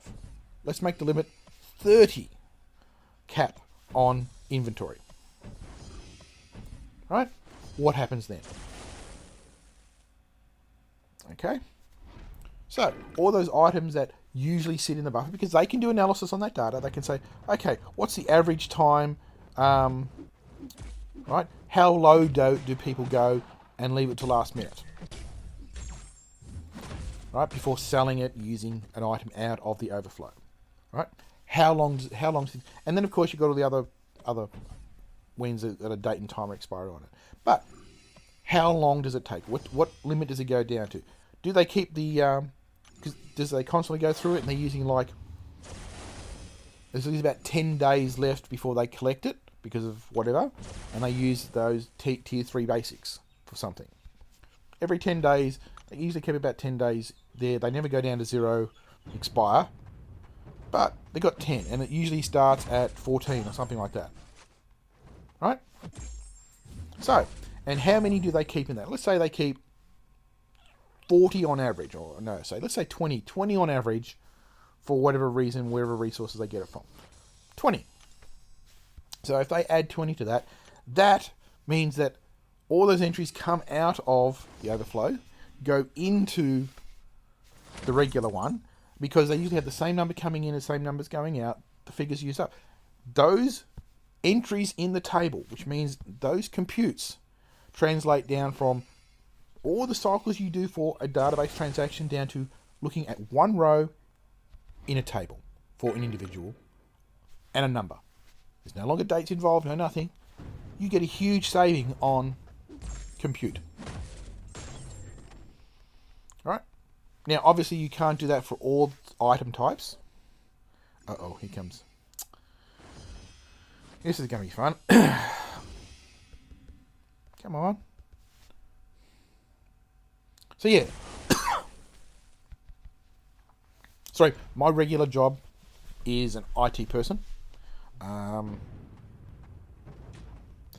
can look me up in LinkedIn. You can see that I'm a security guy, which will another rant to get onto. Anyway, so yeah, Kabam could save money by simple fact of updating the item management. They've got the data, they can analyze the data end to end and figure out the sweet spot to increase it to. Alright, simple as that. And they would save so much money on their transactional spend and potentially improve people's performance because they don't have to worry about everything else. And I took the wrong hero. I should have taken Nick Fury because he bleeds but he doesn't burn. So yeah, that's Kabam on that. Now, like I said, if you check me on LinkedIn, you will see that I am IT security, and so on. Been that for a while. Oof. A long while.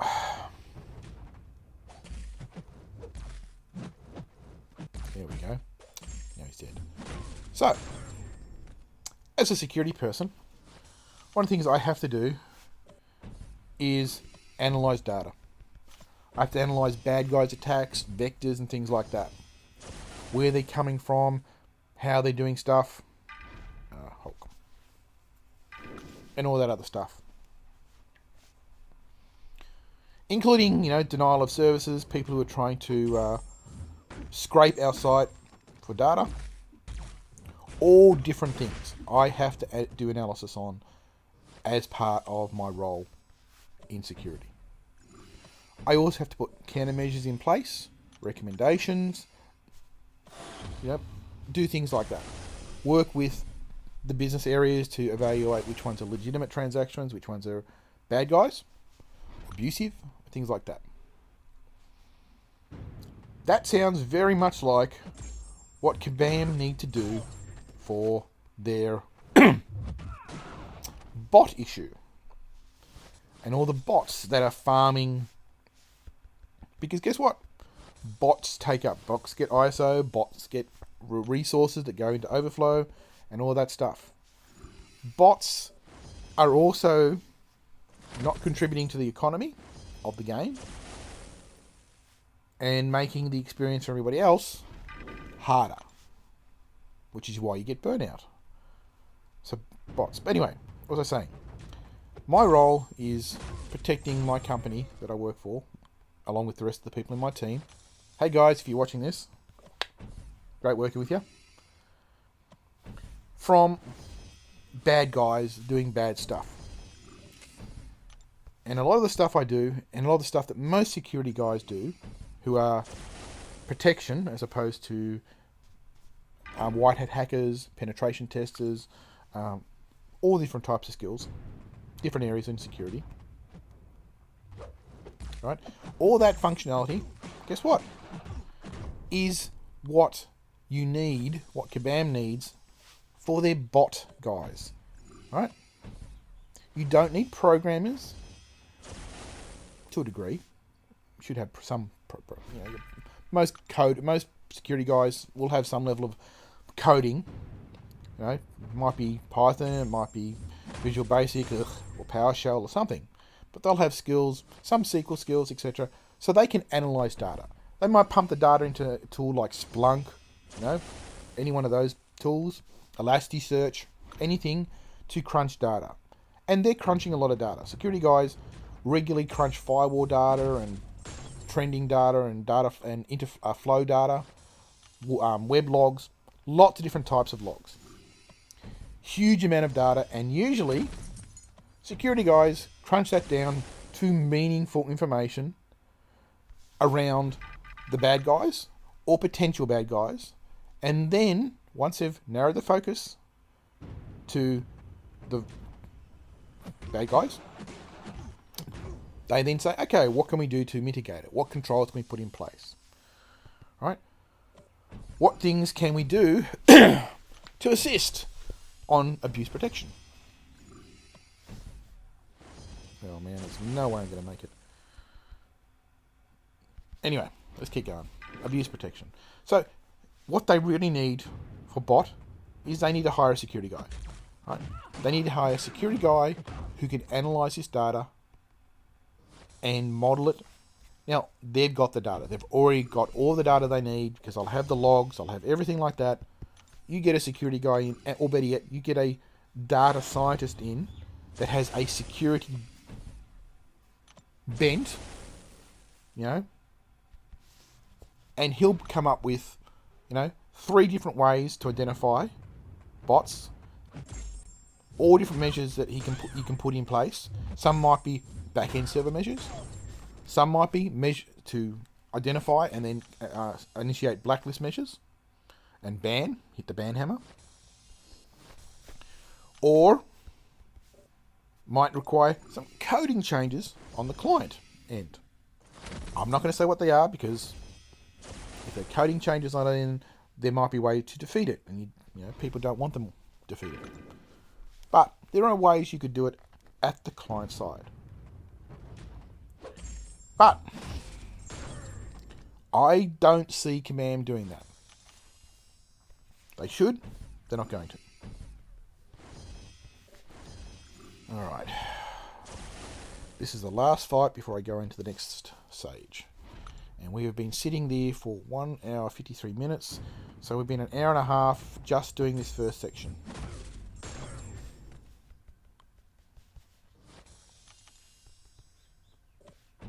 And chatting.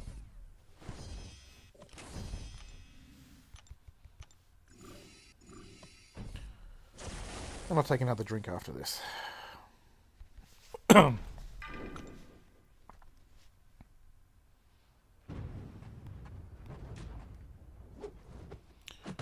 so there we go. Anyway, so that's one of my rants. Basically, game and free stream of conscious thought about Kabam, MCOC in general. Right? Yeah, so inventory management, which I previously touched on, is something that a lot of online multiplayers, have to worry about. And when you're talking about a roleplay game, like World of Warcraft, etc., they don't have overflow. A person has to manage that inventory, that you have a fixed amount of space in those roleplay games. Alright, simple as that. Fixed amount.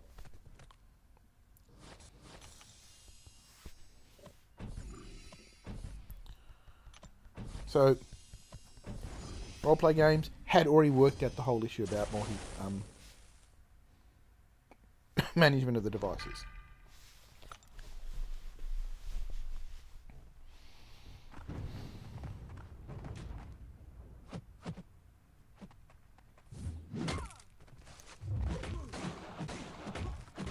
Alright, simple as that.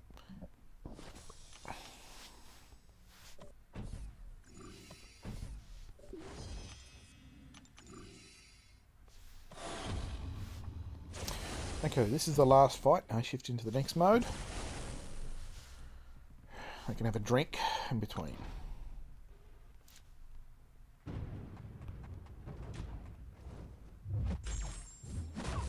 Oh, easy.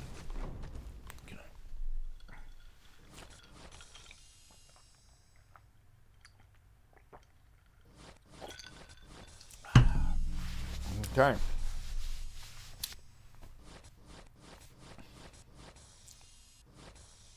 quest.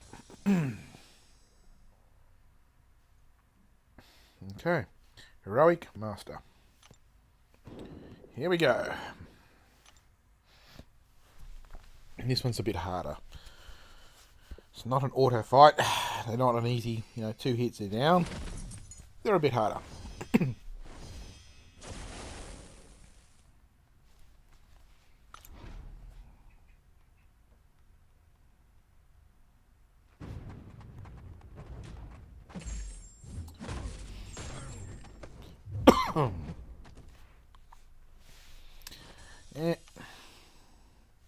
Nobody else watching. Absolutely no one. Or if they are, they're not typing anything in chat.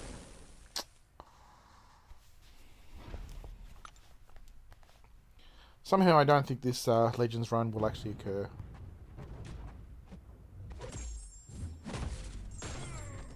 Done.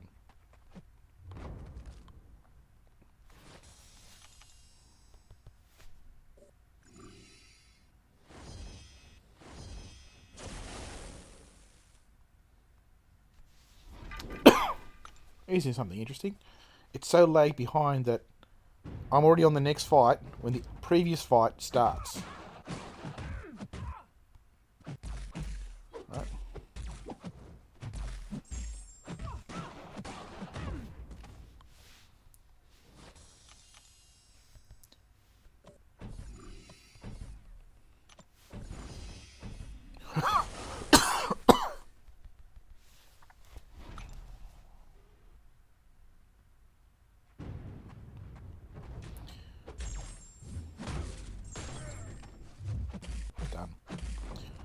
I've already killed Deadpool, and on screen, just killing Lady Thor.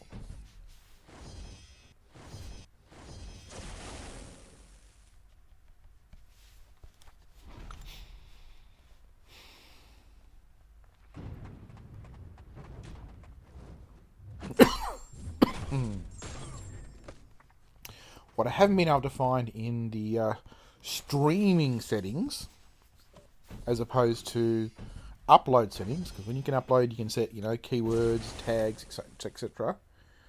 What I haven't been able to find in the streaming sets is how to configure tags.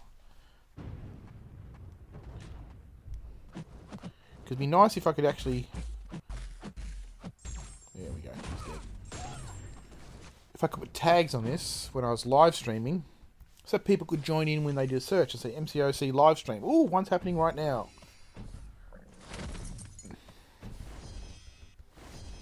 But we don't. And it's actually starting to cool down inside here. My arms are getting cold.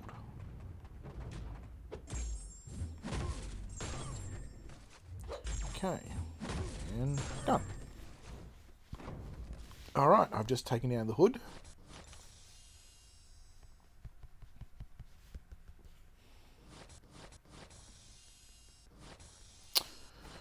Onto 1.2.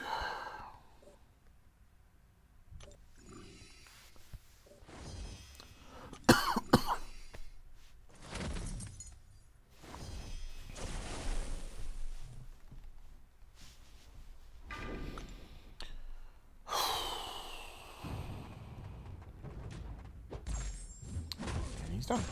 There we go.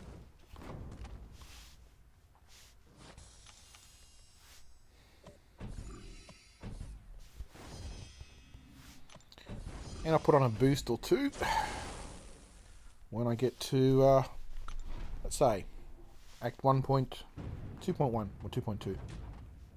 Yep. 2.2, I'll put a boost on. Because so far I haven't boost. I've got boost, I've checked the inventory.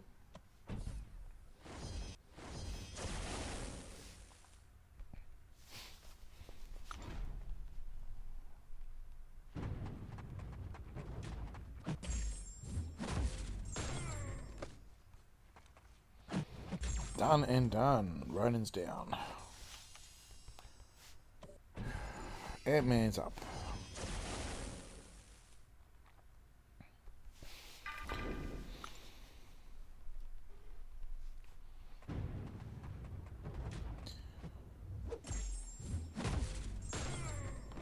going to be really interesting when I watch this on playback afterwards, after I stop streaming, to see how bad the lag is.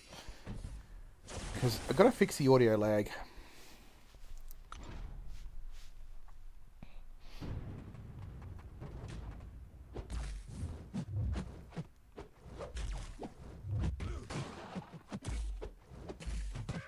Come on. Give me that parry. There we go.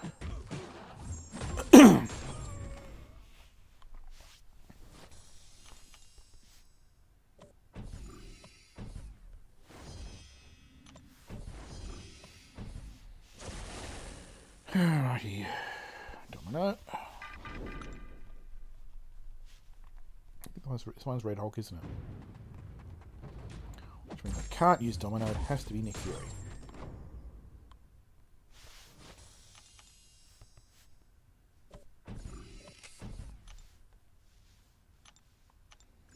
Yep, it's Red Hulk.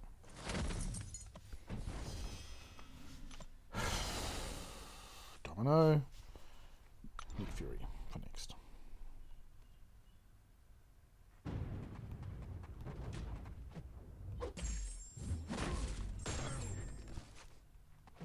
Done. Taskmaster down.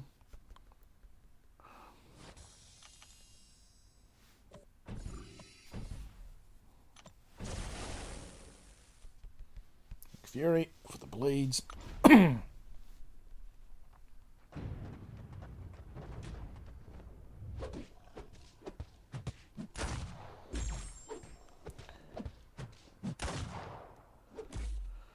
Done before he even got the max to his SP3.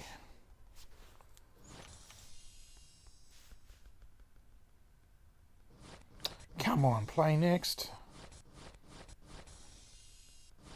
I mean, I like the tier 4 basics I'm getting out of these, but more annoying as hell.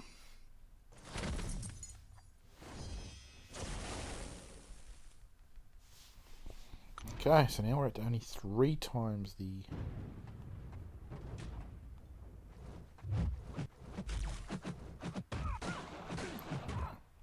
Done.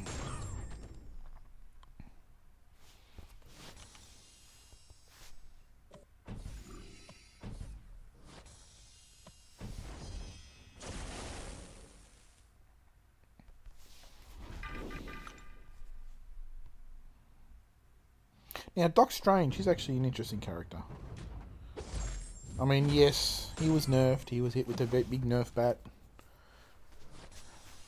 Ah, there you go. There's a nerf. There's a sore point. The nerf bat.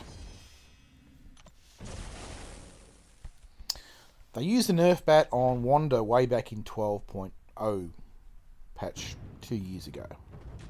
The thing is, they were doing some stuff based on TV, some stuff based on the comics, and what they really didn't understand, in my opinion, was that Scarlet Witch was a chaos witch, or chaos manipulator, and the more things were status quo, the easier it was for her to make changes or chaos in either direction as positive buffs or negative buffs to her and to other people. She could use it to manipulate gravity, she could use it to create fire because it was nice and cool, so she could make fire or freeze stuff. But the more out of whack it was, i.e. the more chaos, in this case for MCOC, the more buffs there were, the harder it should be for her to create a new buff. Now, when I say buff, I mean debuffs and buffs.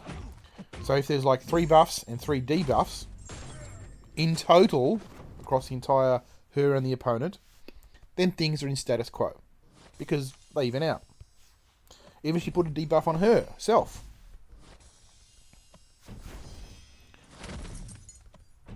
You teleport.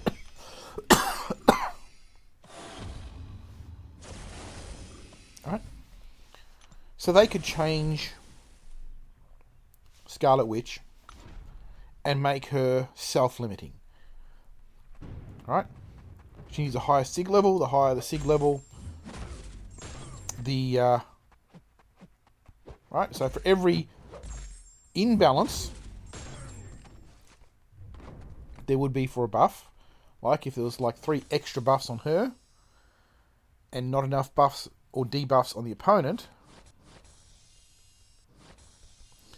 Okay, so we should now be up to... I'll go this way. This should be Wolves and Fists. This is 2.2. Yeah, so they could tweak Scarlet Witch and make her a balance, because, you know, right, the more things that are unbalanced, the harder it is for her to generate a new debuff or buff. And when those buff or debuffs expire, the chance that she's able to create a new one goes down. Now, on a critical, obviously. Keep that in. Every time she does a critical, she has a chance.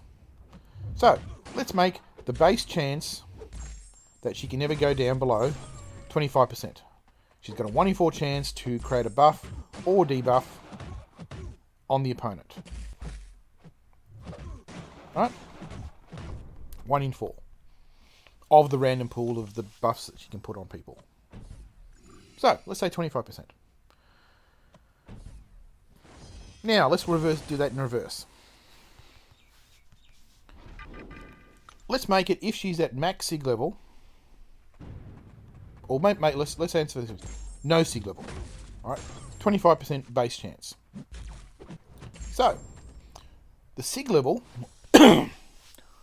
would increase that base, but by the same token, as would increase, you'd also have a fixed increment of buffness, right? Of the drop. So let's say you're a maximum sig level 75%. So let's say sig of 99, so maximum sig. Then what happens? And you got to make sig. So let's say maximum sig makes a 75% chance of a buff occurring on crit. Now, that figure is reduced by, let's say, sorry, I'm just focusing here, 5%, which means you've got 10 buffs before you'd back down at the 25% chance. Right? 10 buff difference, or 10 buffs in total, whatever. Actually, yeah, that's the whole mechanism. You count buffs on her and debuffs on the buffs as positives, debuffs on her and buffs on the opponent as negatives. Right? The whole bit being for balancing. 0 is, of course, the ideal sweet spot. So if she's got a bleed on her, it goes the other way. And that means that at 75%, if there are more buffs on her, buffs on the opponent and debuffs on her, 75% goes 80, 85, 90, 95, up to a maximum of 95%. That way you wouldn't have a guaranteed, you have a close term, even if you put it to 90%. So the more positive for her, or more, the harder it is for her to make a change.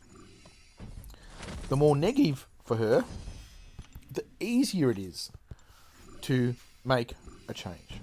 So you could have it auto scale. Well, when I say auto scale, but okay. Who do I want? Alright, I'll go for Domino. So these are just my musing. These are stream of thought stuffs. Oof, look at that. Look at that.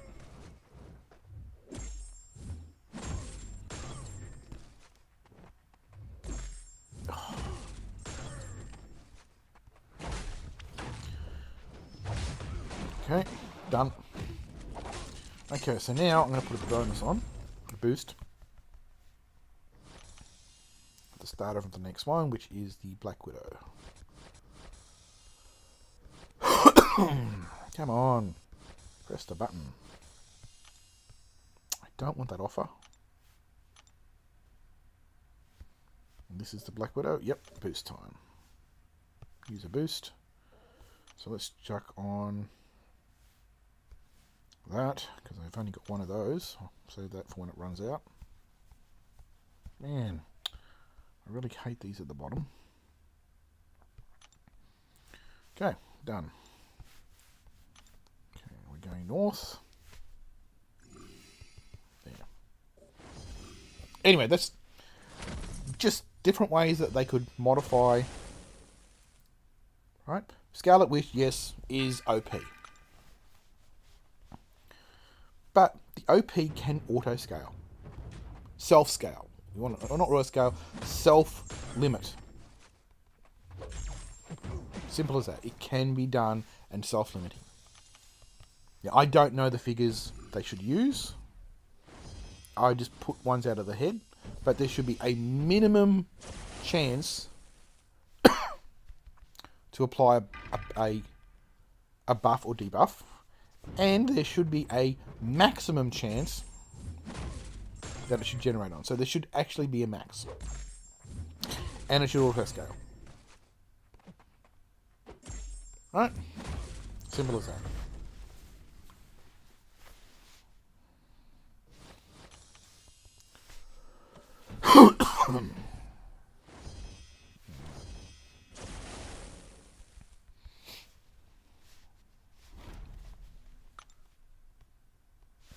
Come on, I press... Oh, no.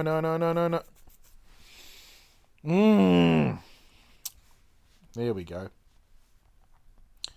I happen to know my Wi-Fi signal is not being used by anybody else. There we go. She's dead.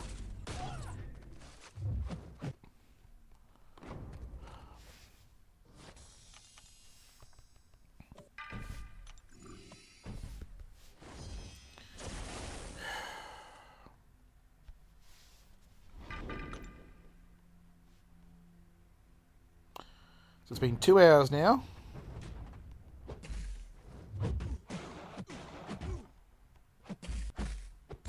There we go, he's dead.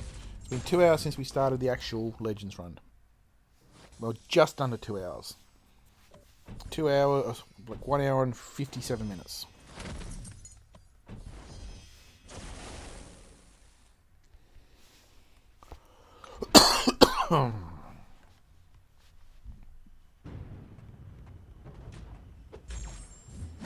Should have brought Nick onto this one. Uh-oh.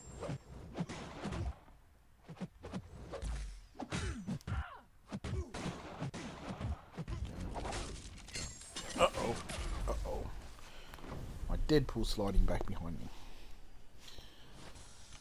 That's going to take me away from the Legends, so I'm going to just let it slide. Literally.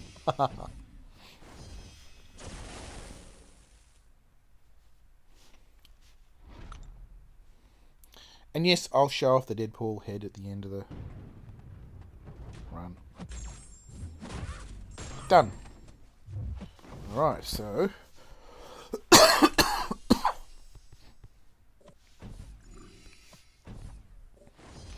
which means... 16k White Widow. And if you watch any of my previous videos, you will know there's Black Widow, there's Clairvoyant, and there's White Widow. Simple as that. Doing anything else? No. I mean, yeah, that might be a proper lame label, but at the end of the day, White Widow. If you say White Widow, someone will know what it is in the MCOC.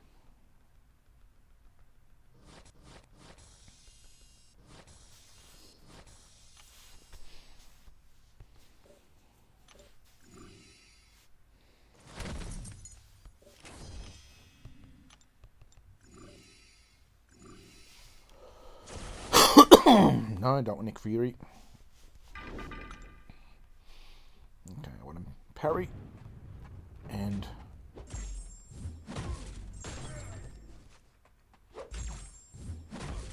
done.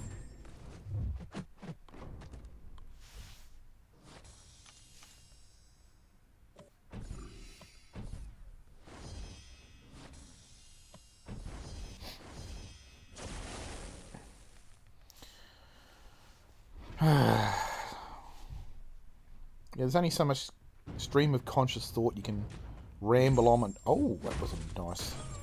done. Stream of conscious thought you can ramble on about.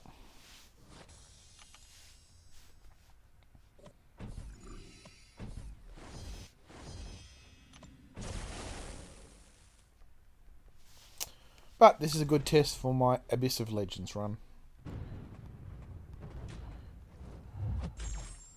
And to be fair, when I do my Abyss of Legends run, and if there's a sound problem, I can fix it then and there. I can tweak it, well, between fights, so after I die or quit.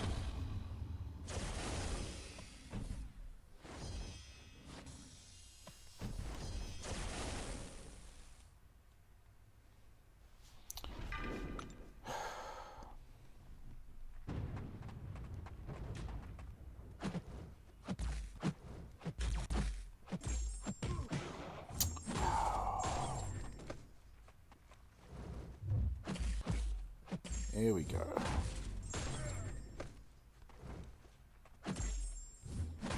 Done. Cage down.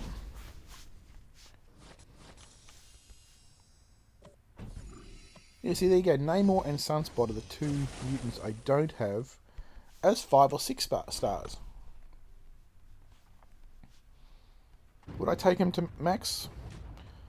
I mean, I've got the other ones. I've got like things like Sabretooth. I've got Void, Omega Red as a 5-star, Awakened. It just it's a matter of resources and priorities. And right now, I'm just trying to build up some more tier 4 basics because I've got tier 5s left, right, and center. Well, 4, and I've got a lot of tier 4 alphas. I think I've even got one in the overflow. So that's the big question, is after completing the Abyss and opening the 6-star crystals from that, I might actually be ranking up someone other than Corvus to rank 3. So I might need...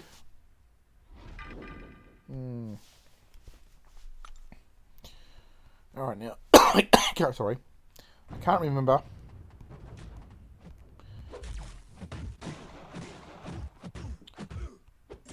There we go.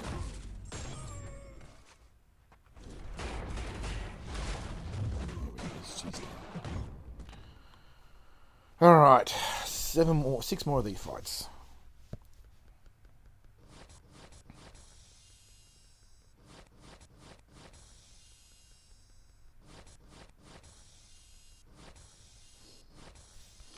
Go away, I don't want that. Alright, down we go.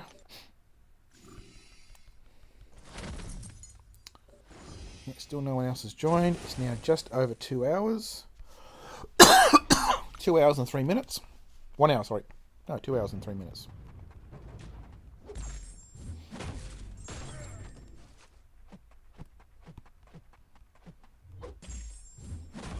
Done.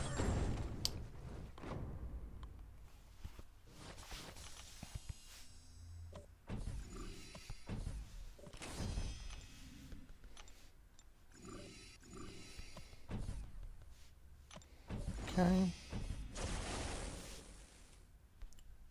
Domino. Pardon me.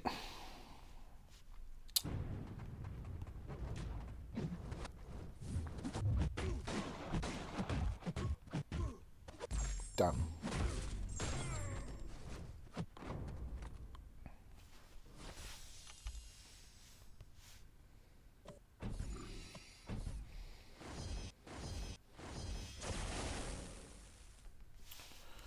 So, still no more.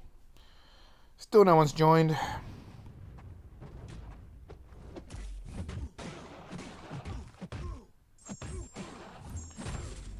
If I could take some time, I'd go chat into one of the other streamers, and like Brian Grant or Captain Bay or something like that, and let them know I'm streaming as well. But don't have time.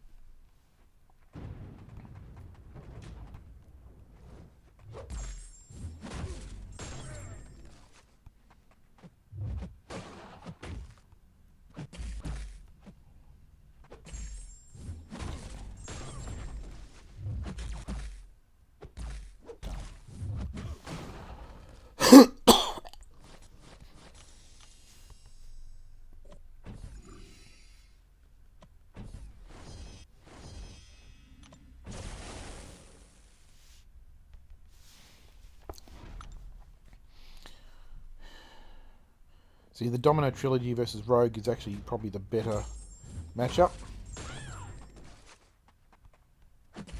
because then you still get the extended parry against Rogue. Well, the normal parry any hero would get against any other hero. No, don't tell me. Don't. If.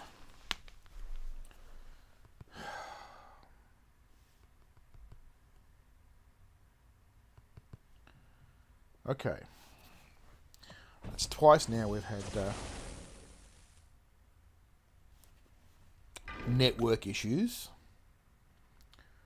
5:30 is about 8 or 9 in the morning in the US, I believe. Or is that at night? No, it's in the morning.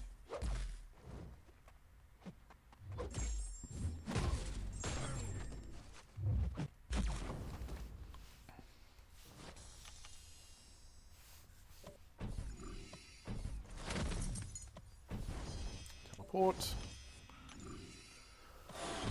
Pardon me.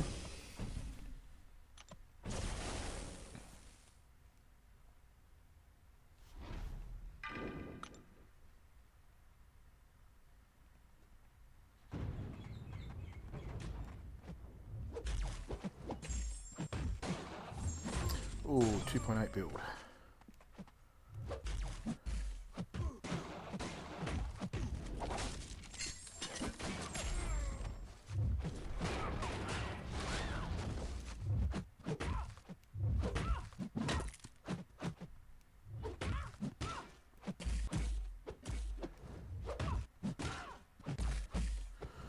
Well, that's not good.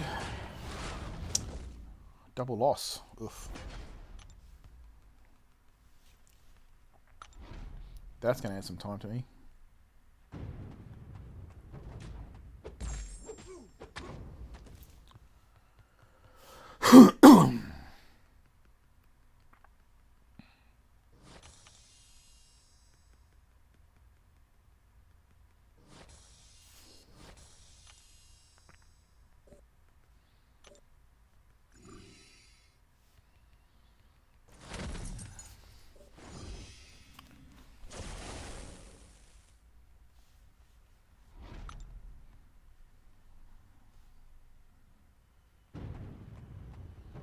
Don't know if anybody else has played Slay the Spire.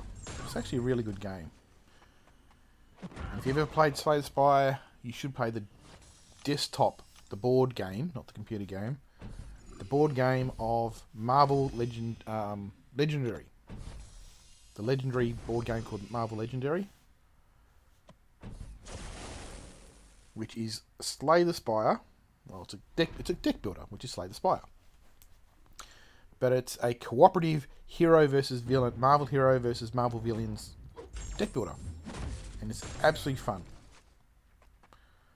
If you do a search on YouTube for Marvel Legendary Tabletop or Marvel Legendary board game,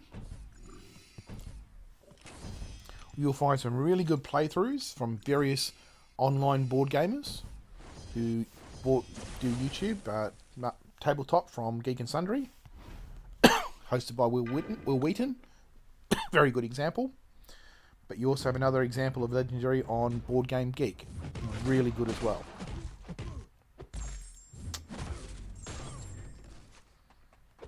Done. Pardon me.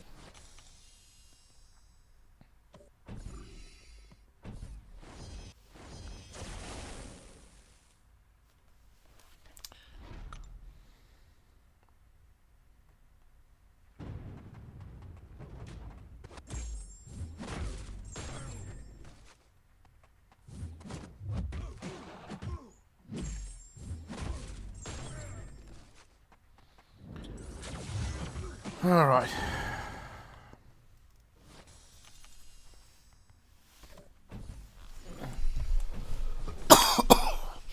Okay,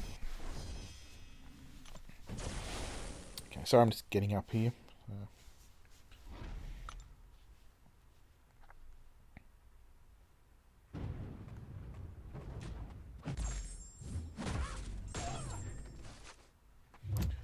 Done.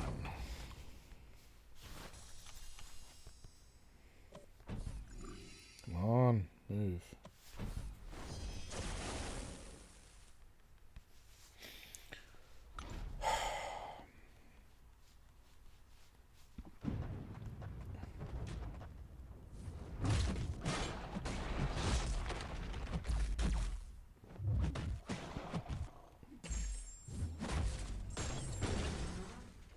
Done.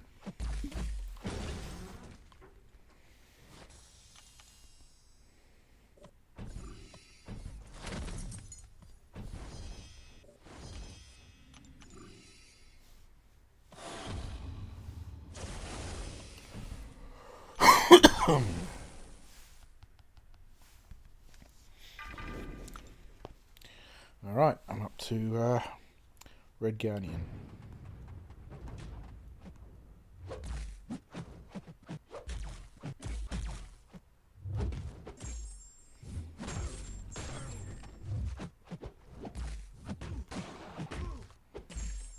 Okay, he's dead.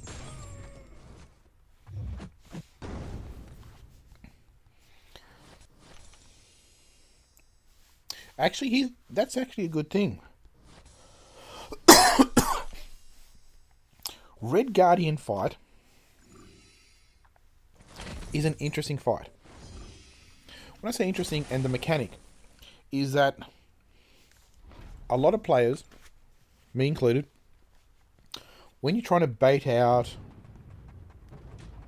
a special one and so on,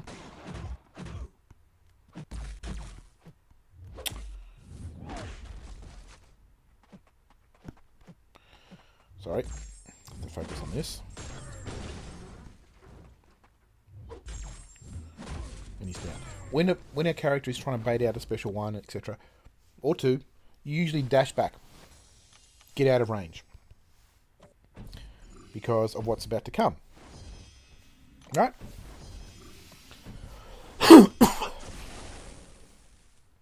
Whereas, yep. Red Guardian actually plays to that mechanic because of his charge and so on.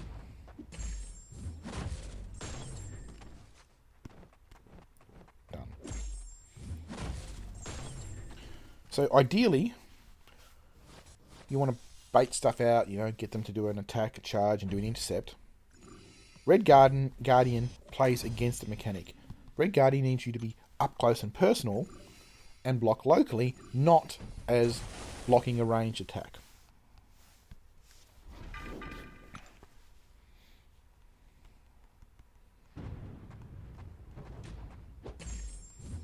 Now, unfortunately, I don't know if that's how the Red Guardian would work as his own mechanic, because I haven't got him, or if it's a node that he's on. Oh, Warlock.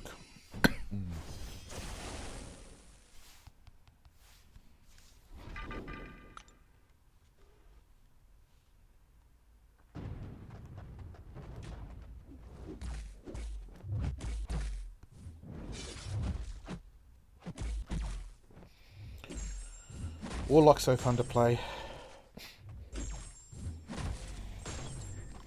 Self-heal, power drain, armor block, heal block, poison immune, bleed immune. He's pretty much immune to havoc, generally.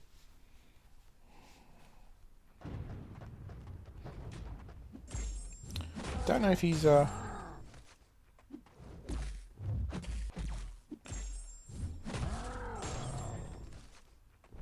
see Gulk, Gladiator Hulk. Yeah, I've got him even as a 6-star, but I honestly don't know how to play him properly yet. How are we going with our buffs?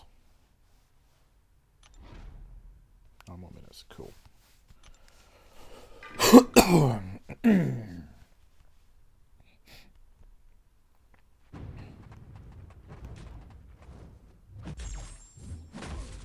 See, now Omega Red, I do know how to play, but ideally you need to have the S Masteries on.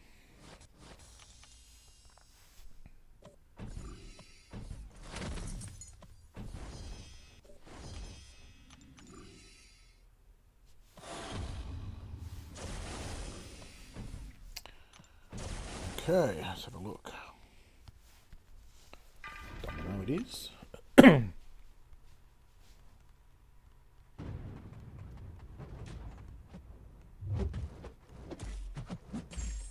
Oh, look at that, 3.8.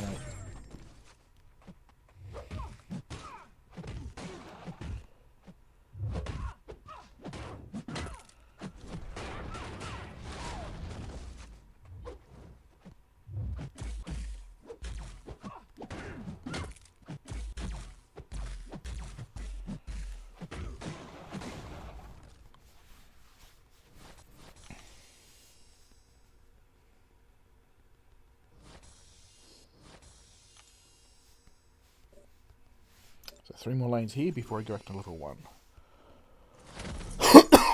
Which should cope with the 9 minutes. Now Guillotine's an interesting. It's also one of those ones that are skill based and a combo based. So there's some good combo based ones out there. You know, you got obviously Gwenpool, but you've also got Winter Soldier. Winter Soldier actually does have a combo based synergy. And you can get a really good power drain on normals, on lights and mediums, from Winter Soldier.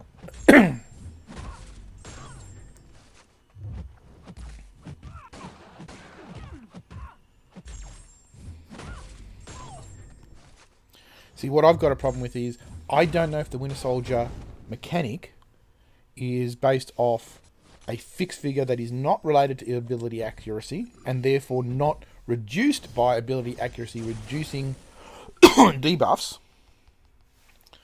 or if it is related to ability accuracy and can be increased by ability accuracy buffs, such as the Quake and Hawkeye buff that gives ability accuracy increase figure to the all team members.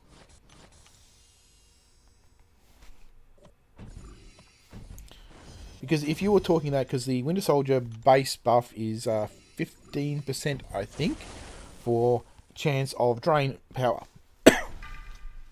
Energy drain. Okay. There we go. Yeah, I know you fire on you. And I don't have my auto dodge at the moment.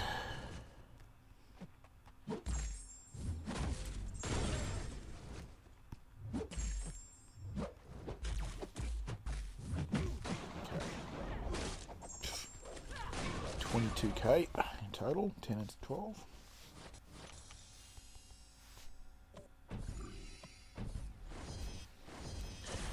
You hear that humming in the background, maybe?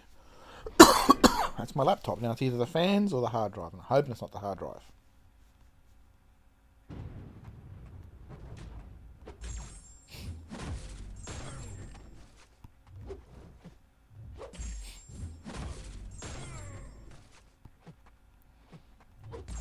Come on, give me a good enough crit. There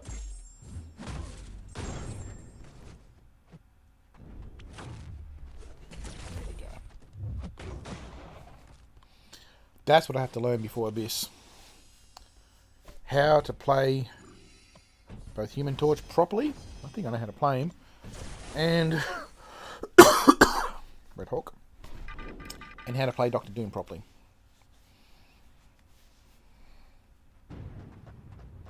And whether or not I should actually rank up, awaken my Doctor Doom, because I do have a Sig Stone, 5-star Sig Stone I can awaken him with.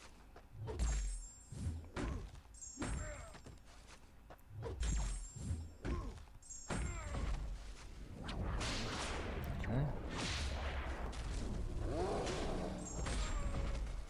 Yep. Done.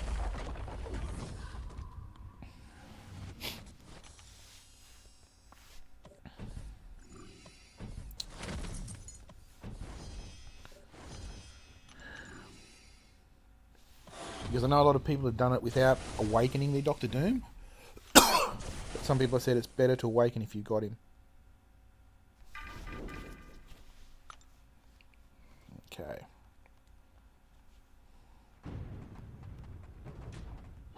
Oh, look at that. How many hits was that? 4 hits? 4 hits. 4 hits and he was down.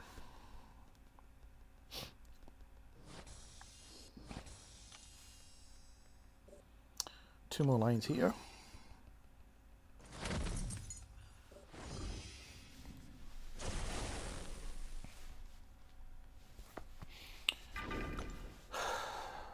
Spider-Gwen is actually a long-term difficult to play. Because once she's got enough of her charges up,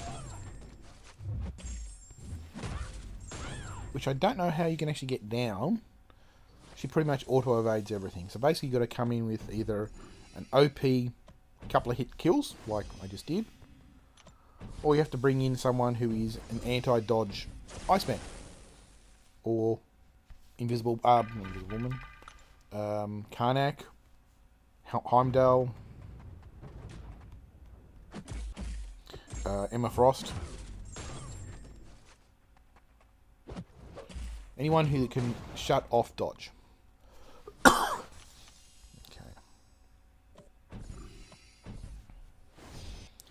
Keep coming, keep coming.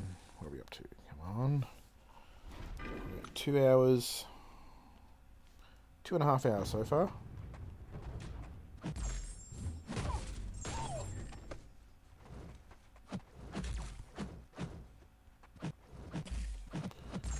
Okay.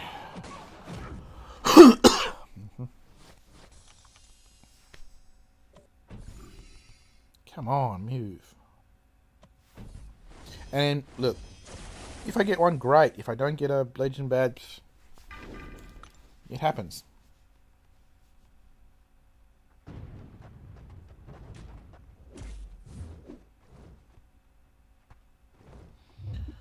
There we go. Go.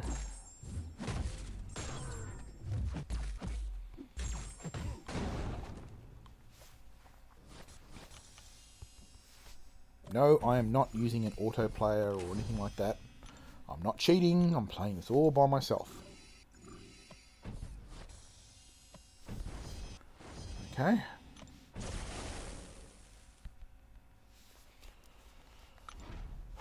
Still, no one else has joined. You'd think with all the shut-ins,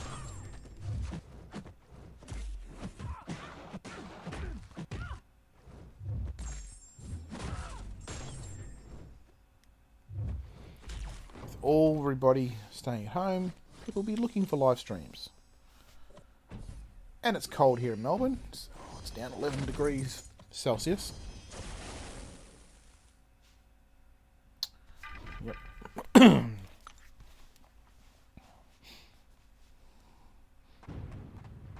See, that's another one I wanted to consider. Do I bring up my Colossus 5-star who's awakened, but I have a unawakened 6-star.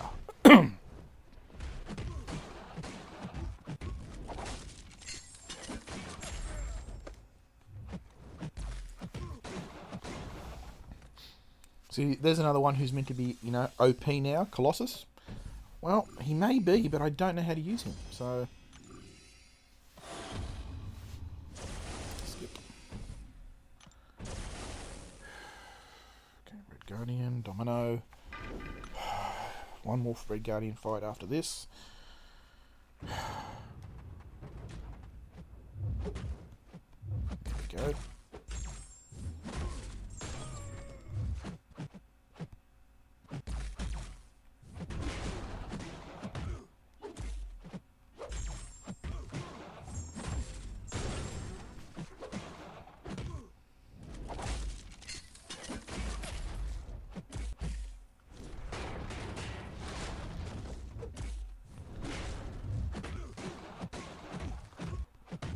And he's dead.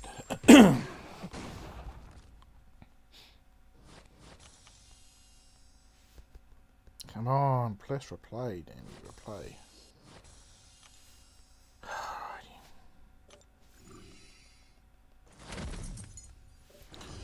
At least I haven't done any bad clicks on pars. Well, that's probably jinxest.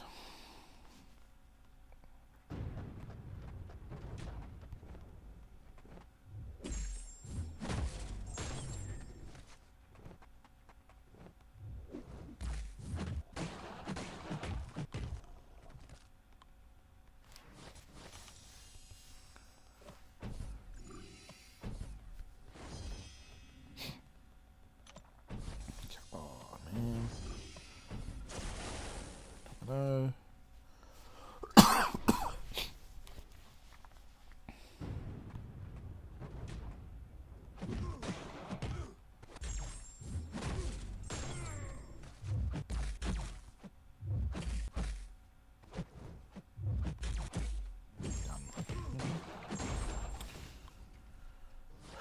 Still no one else. Still live.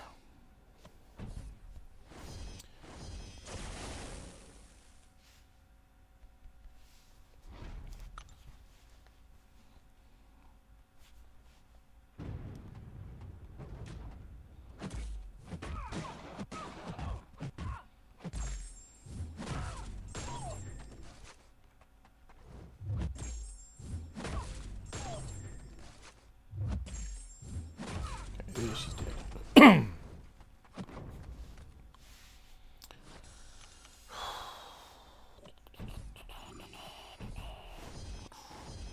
Foster.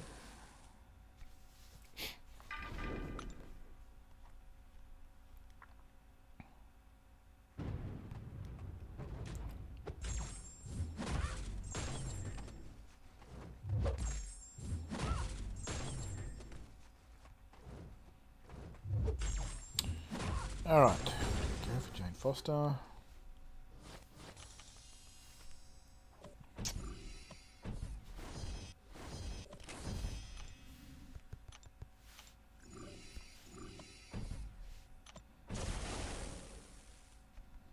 Doc Ock.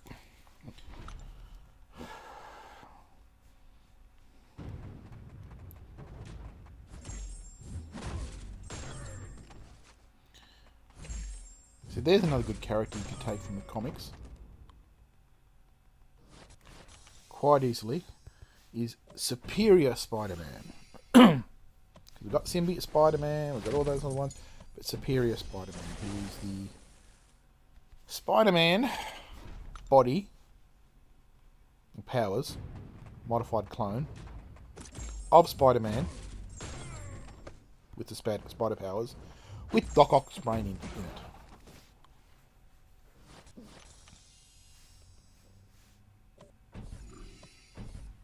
Okay, so this is the last fight on 3.2.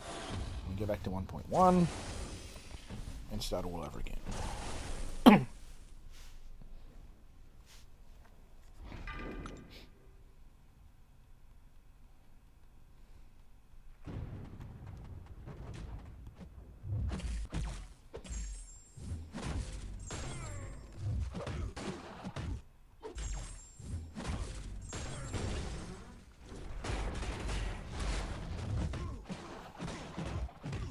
And he's dead. Okay. Okay, rewards. Back to quests. Back to quests.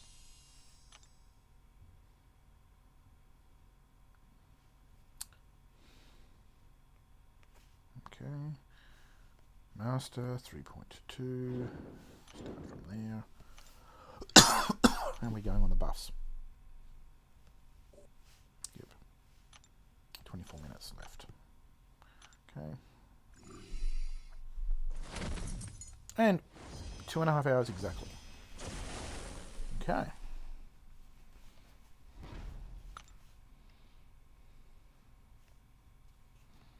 Did my first ever incursions run 2 nights ago with a online friend. We were chatting using Discord. It was great. I didn't share it because I didn't have his consent, because I don't want to go sharing stuff and people's chat, etc. without consent. But it was great fun on Discord, talking, managing the fights and everything like that, working out a balance. And we both learned something, well, since I've never been on there before, but we both learned something, that because we were in sectors 6 and 7, he'd always concentrating on just doing sector 7. He was trying to get to rooms 8 and 9 or 9 and 10 to fully clear those to get the extra bonuses. He never did sector 6. So when we did sector 7, got up to room 8 or 7 like that, and died, we had to quit. We said, okay, let's do sector 6. And we did. And he didn't realise that he could get rewards from sector 6 as well as sector 7 in parallel. So although he'd done all the rooms up to 7 on sector 7, so room 1 to 7, he could do them again on sector 6 and get the reward. So it was double up. Red Hulk, thank you very much. See, Red Hulk is great against Sunspot and Human Torch, obviously. Mephisto, also good. So yeah, Incursions has some interesting things in it. Now what we want to test at some point is, even though we're at that tier of Sector 6 and Sector 7 tier, can we go back and do the other tiers of the lower levels? If we use, say, only 4 stars. And then harvest resources from them. Don't know. We'll have to try that at some point.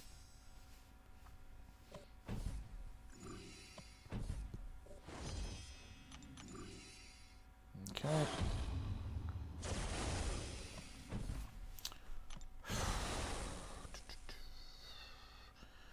Well, I also have to cook tea after this. I'm having spaghetti bolognese. I made the spaghetti sauce 2 weeks ago. Yeah, 2 weeks ago. After having it for a few days, cooking it and using it, and you know how it gets really good after a couple of days, marinating or basting or whatever you want to call it. I froze a few of the servings so I could have them, reheat them, defrost and reheat them. So before starting this, I brought out my serve of spaghetti sauce.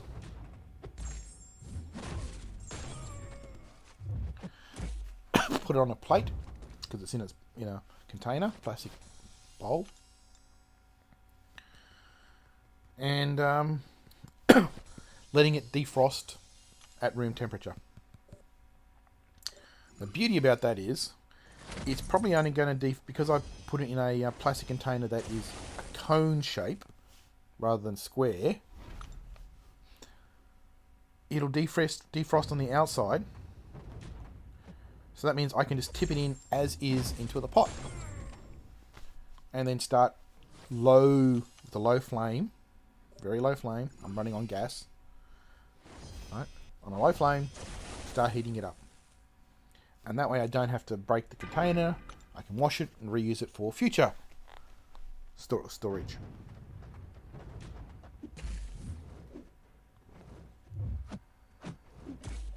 Come on, there we go.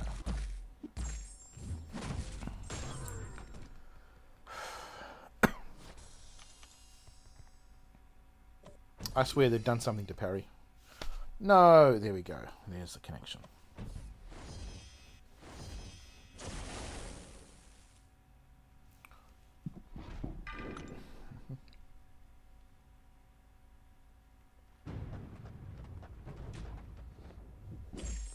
Done.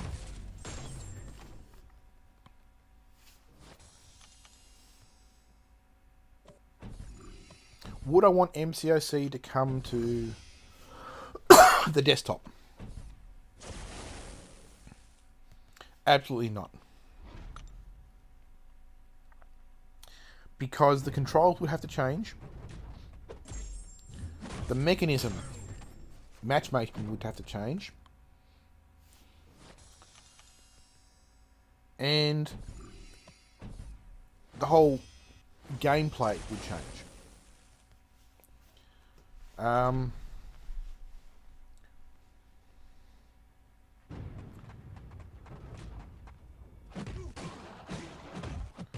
of course, I don't even know what to think about the new Kabam Marvel Realm of Champions. MCOC, whatever they're calling it.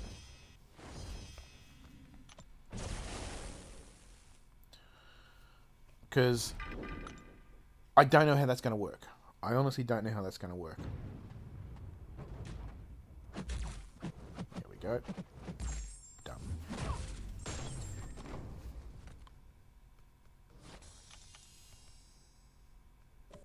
There we go. Too bad.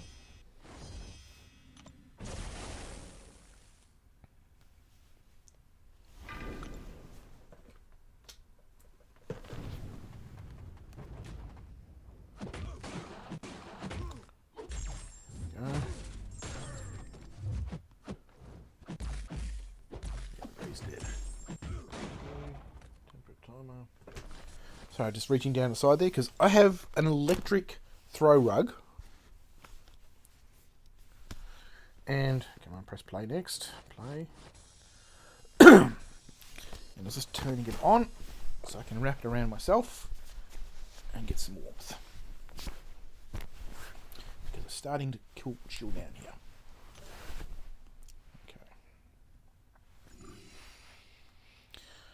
Okay. I'd be really see what I'm not doing, because again I need to probably pick some brains of some experts, is how to get things like Skype working so that I don't get feedback and everything else that goes along with multiple sound sources and speakers and microphones.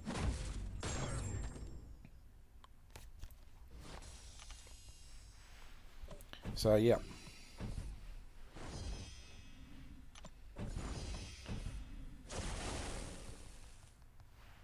Be it Skype, be it Discord, be it something else.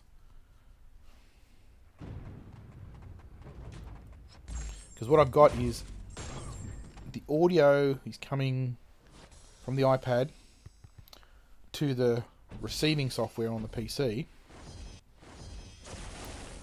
along with the video obviously, but they're out of sync, so I've got to do some software on that to sync them up. But the TV I've got is I've hit the mute button on the TV. I haven't actually turned it off on the actual desktop display. Because if I turn off on the desktop display, the iPod audio doesn't come through because it's sampling the speakers that it's coming out of. And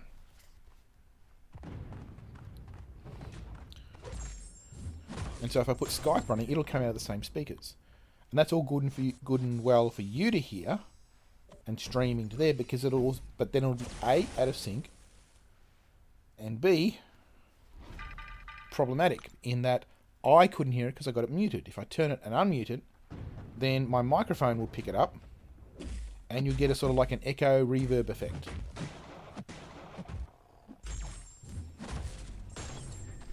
Because you'll be hearing the fight played through the microphone with the sound laggy. Okay.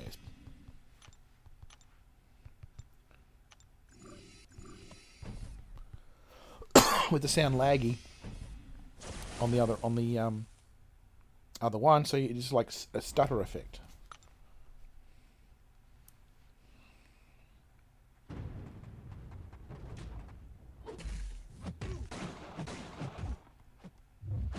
Here we go. So 20 minutes away from 3 hours.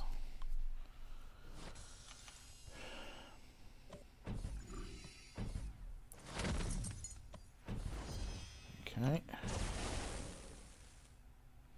So if I can get it to 3 hours, because my last best time for a stream was about 3 hours 20. Not a stream, for a Legends run.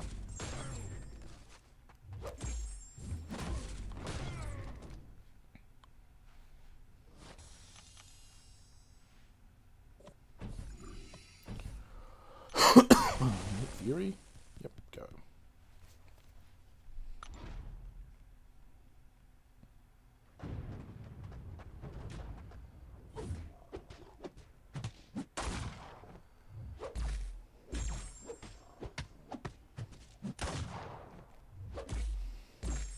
Down.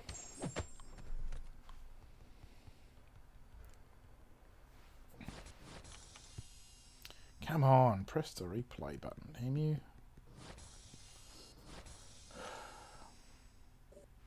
How we going? 30 more minutes. Okay. So that makes 10 past. That's what I need to do it.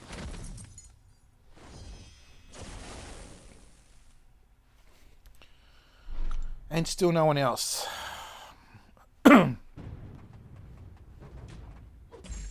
Oh, that's probably why. We might be getting some lag now. Is the timer clicked over and the daily quests have all reset for the class quests. Okay, this one is not a Domino. It is a Nick Fury.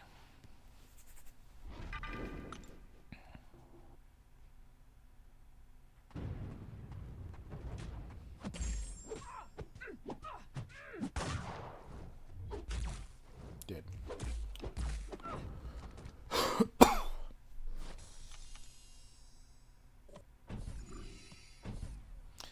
But yeah, when I cook dinner, I've got some pots to wash first, so this is definitely a Domino fight. I just want to save up my special.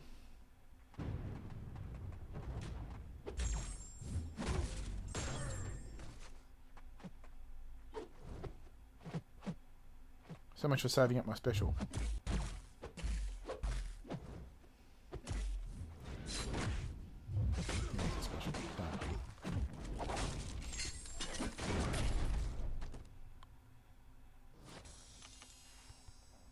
That better be the...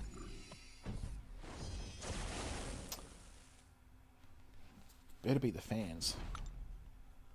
I have to blow some dust out.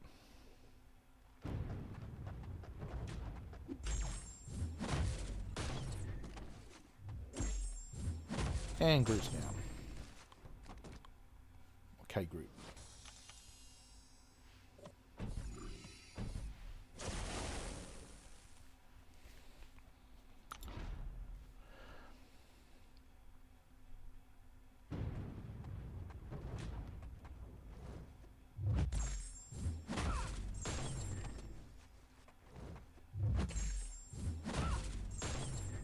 Because I don't think there's a Legends run option.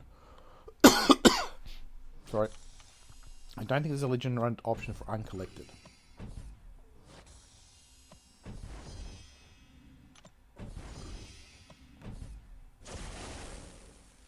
Yeah, Domino can take Sinister out.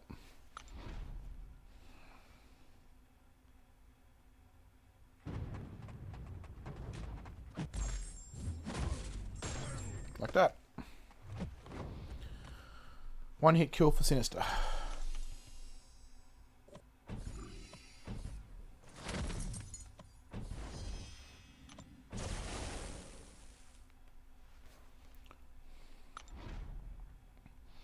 Yeah, I've been playing around with Taskmaster as well on some of my fights, and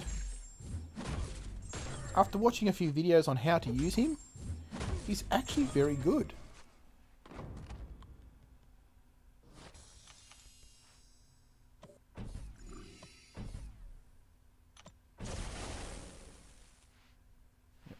Fury. How are we going? 10 more minutes before I've got to refill the buffer. 16 more minutes until it's 3 hours. Okay.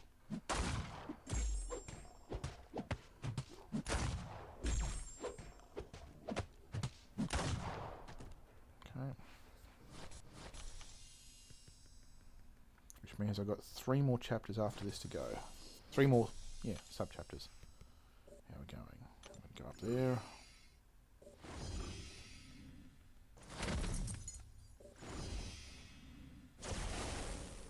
Come on, hurry up.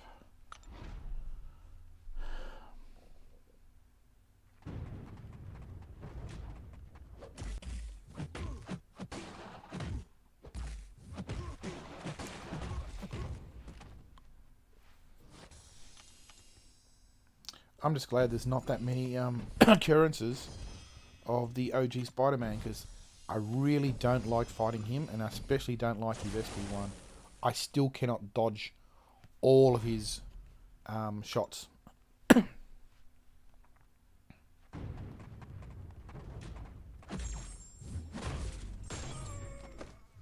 Done.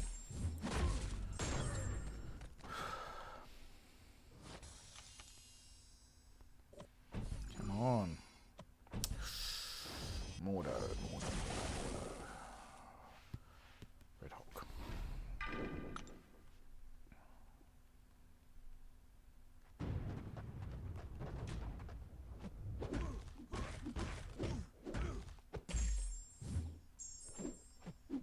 Done.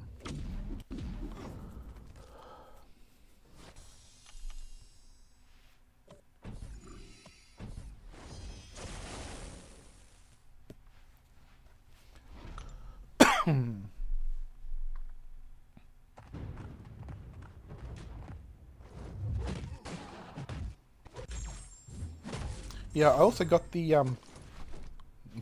OG Ultron out of Labyrinth Legends, 100%. And the big question is, I mean, waken him, Maxiug, and rank 5, simply for the trophy champion prestige or whatever, or not. Don't know.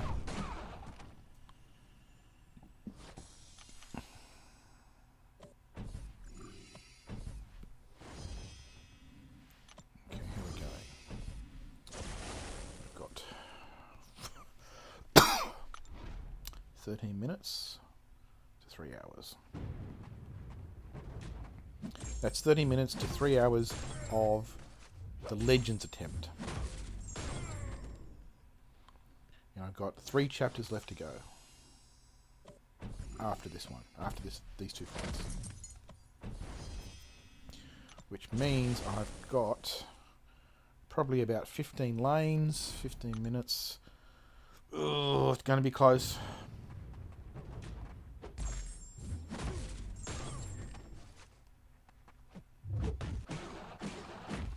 Okay. Come on, move. Nick Fury, go for it.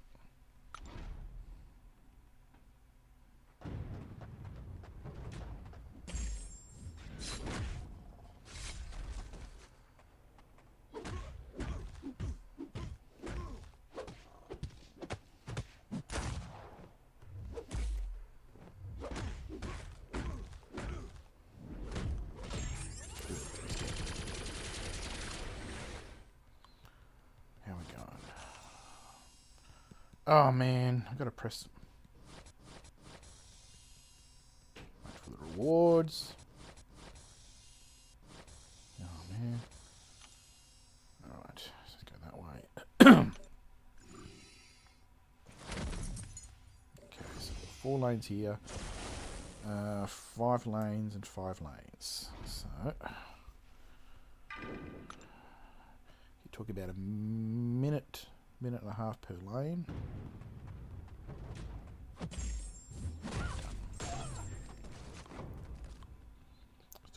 Okay, better refresh the bus shortly.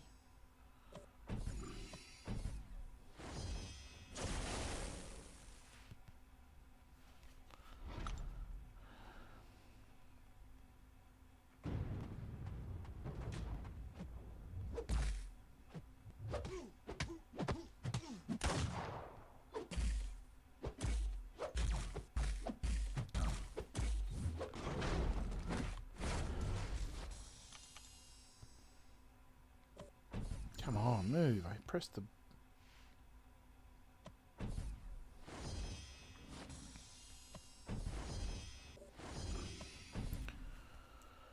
I know.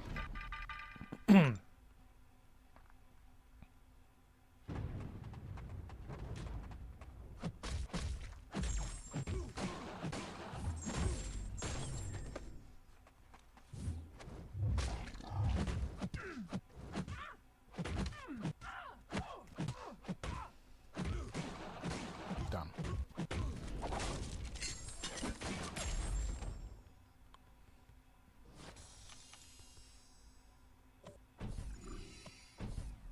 Okay, this one's Red Hawk. So I don't have a shield champion with armor. Have to do one with an energy champ.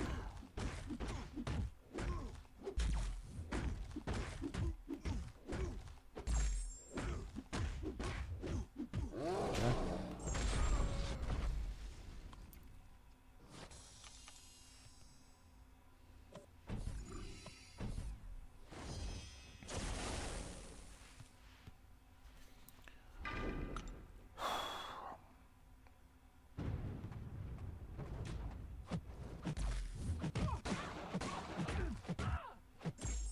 Oh, done.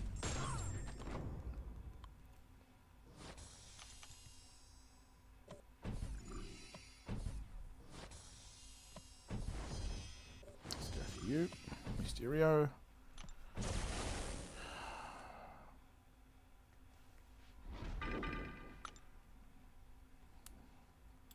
Two more minutes before I need to buff up.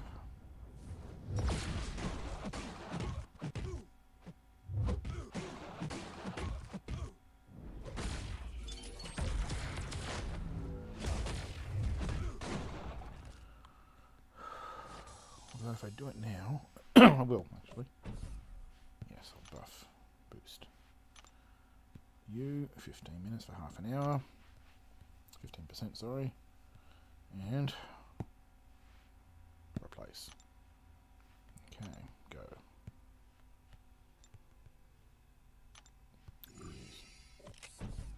Use.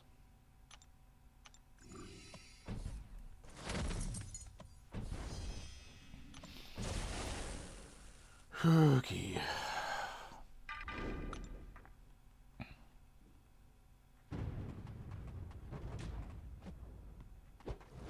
There we go.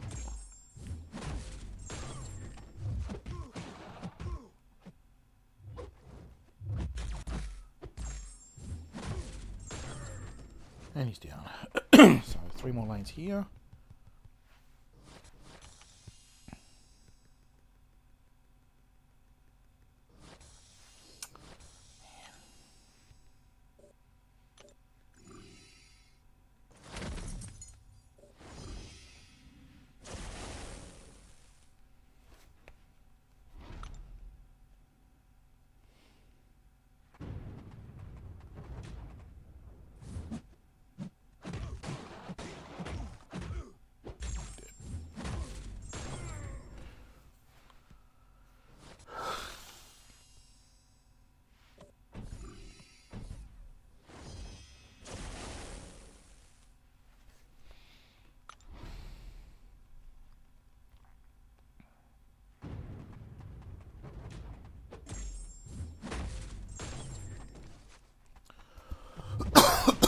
Hours.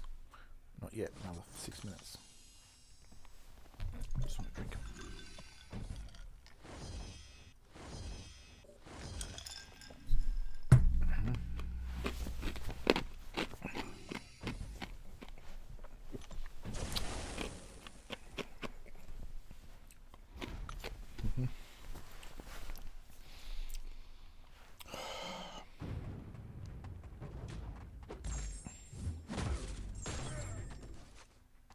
Done.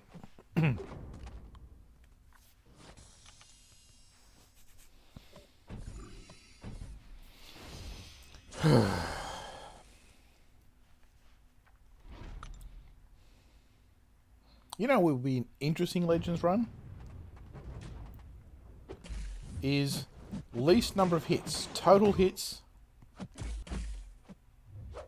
that count as part of the hit combo. Least.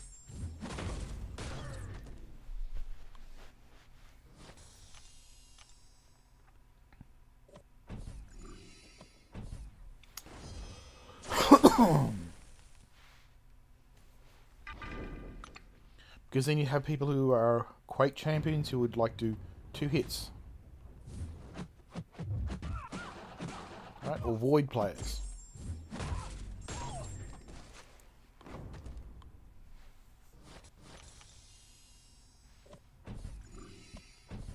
Okay, how are we going? 5 more minutes before 3 hours.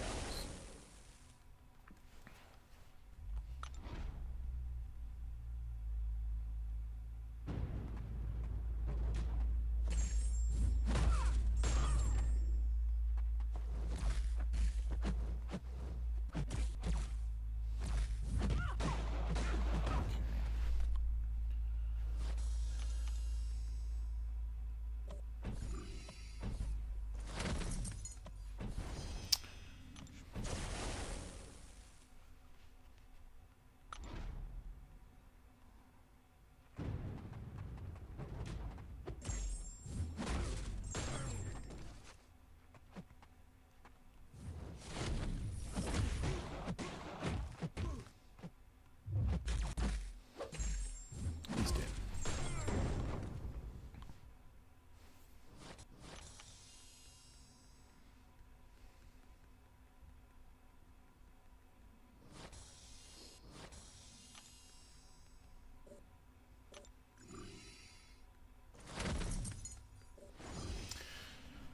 Okie dokie, how we going? Still no one else has joined on the live. That's not surprising. And Ghost is down. 2 hits.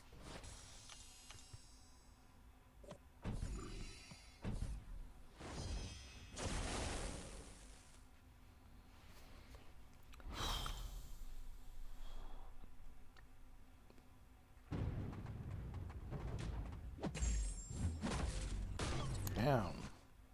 Is that 1 hit? 1 hit with Domino.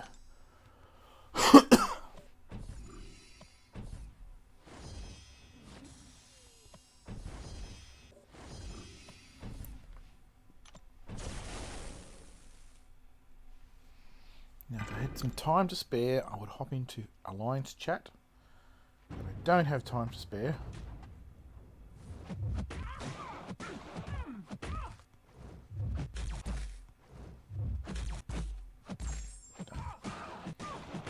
Down.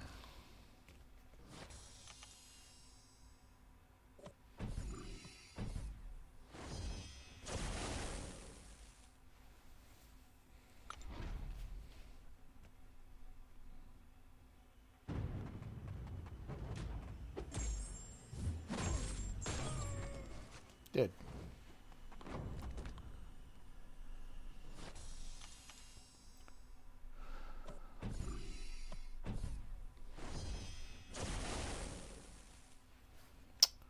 Coming up on the 3-hour mark.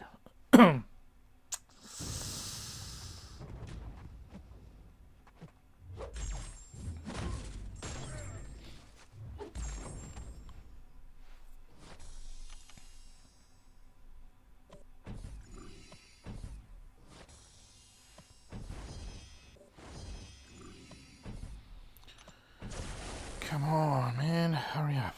Oh.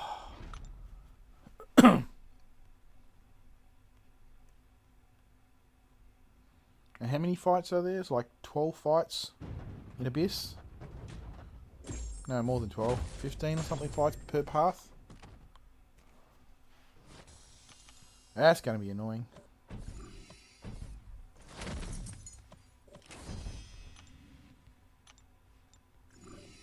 Well, not annoying, just boring, no. Challenging. There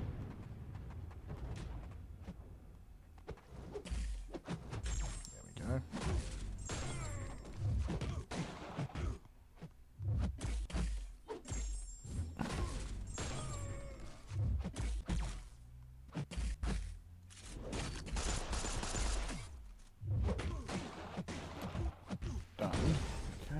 lane left. Okay, this is about 3 hours exact, give or take a second or two. Which means I've got 2 chapters and 1 lane left. Which means 11 lanes left. 11 lanes left.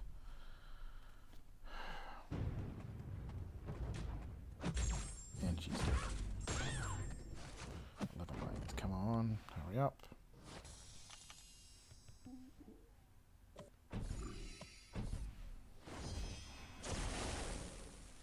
Now, Ronan's another character that I've heard. Hello, someone has just joined. I'm seeing 3 people viewing this. Maybe. Welcome, whoever has joined. I would click, but I am on my Legends attempt. I have got 11 lanes left, including the one I'm on right now, to complete. I have just 3 hours and 1 minute into the run. You can type something in chat if you like. Chat is up. I had other people type in the chat earlier.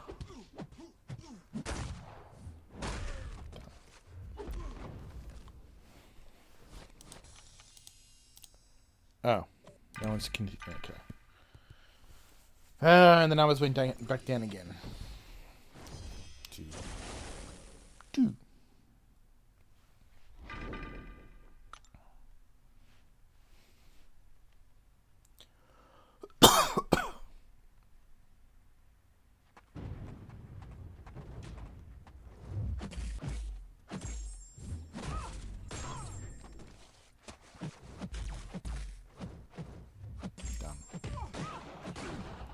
Welcome, guys, whoever's joining or not. Who's ever watching after the fact.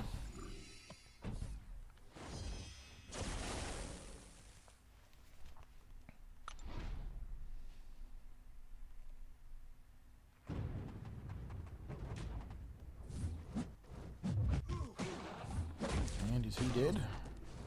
He is.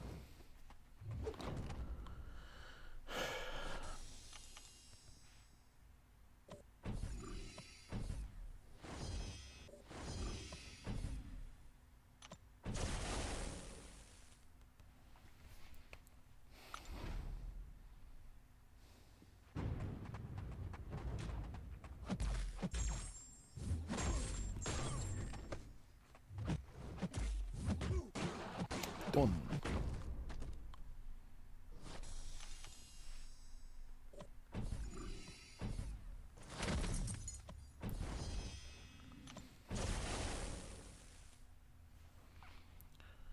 Righty, come on.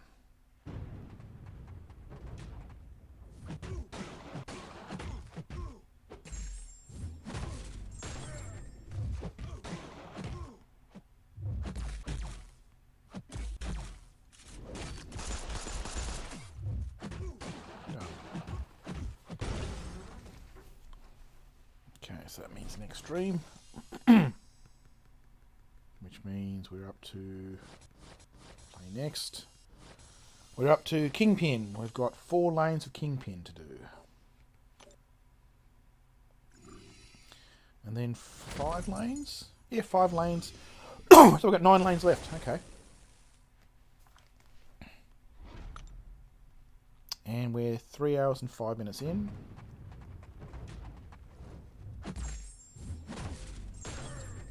Dead. Man. These cutscenes take forever.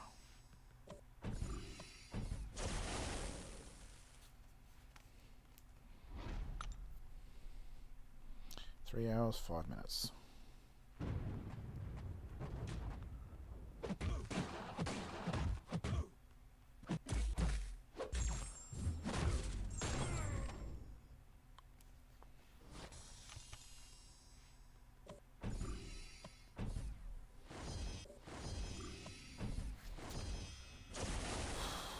Domino, come on.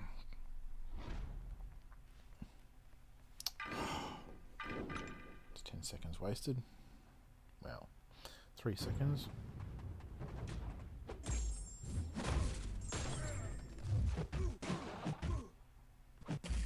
Done.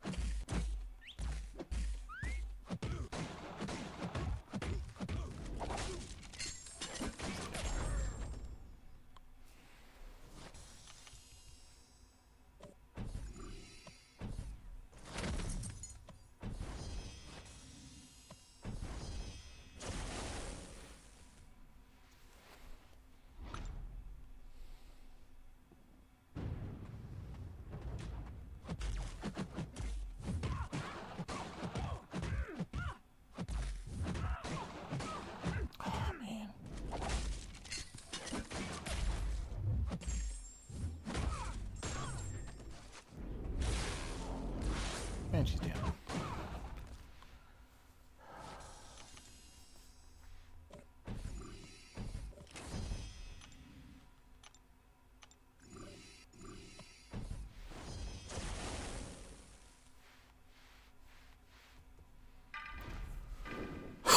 Come on, man.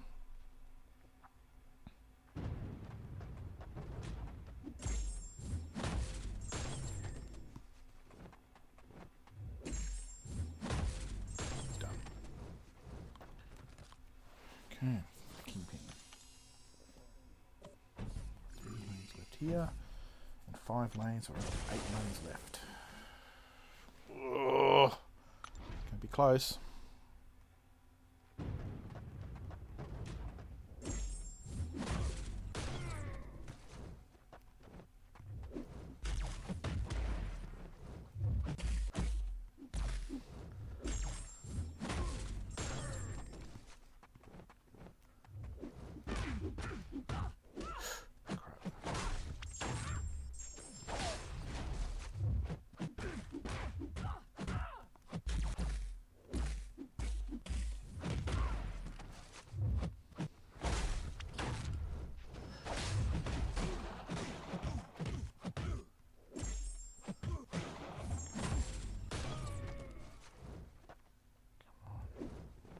Come on.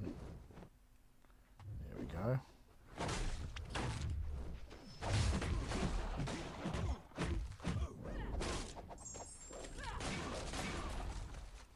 Done.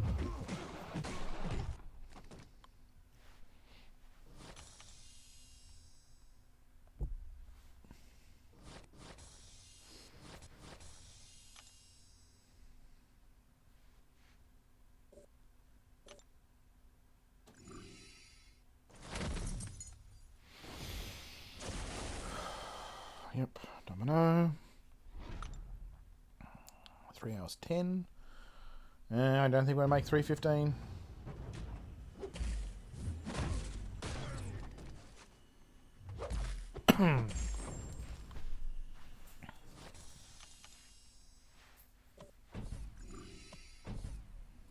This is definitely not the good one. Yes.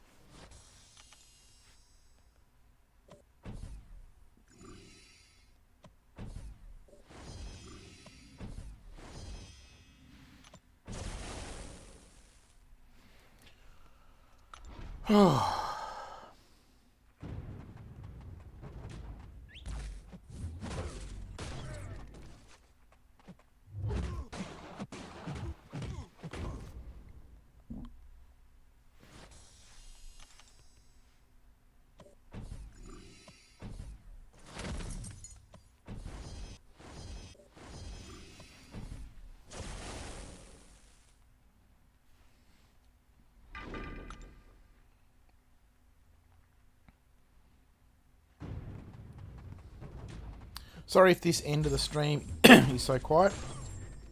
I'm just trying to concentrate to get the kills in quicker.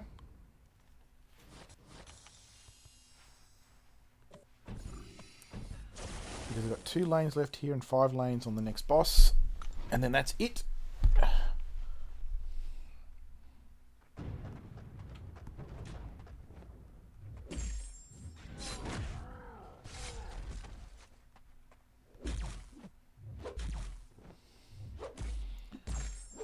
There we go.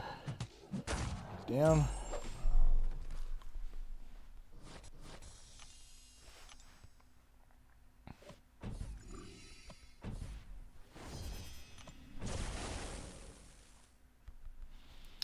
Domino.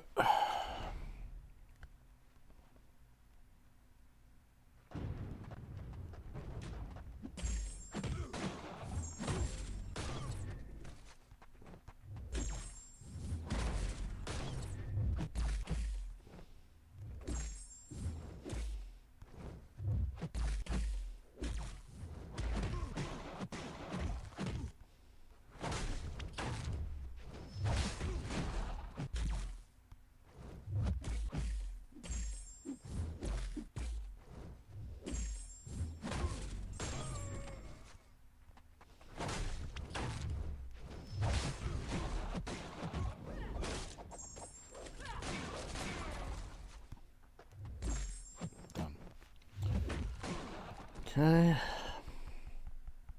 3 hours 15. Bugger. I'm not going to make it. I've still got 7 lanes left. It's going to be 3.5 hours more than likely.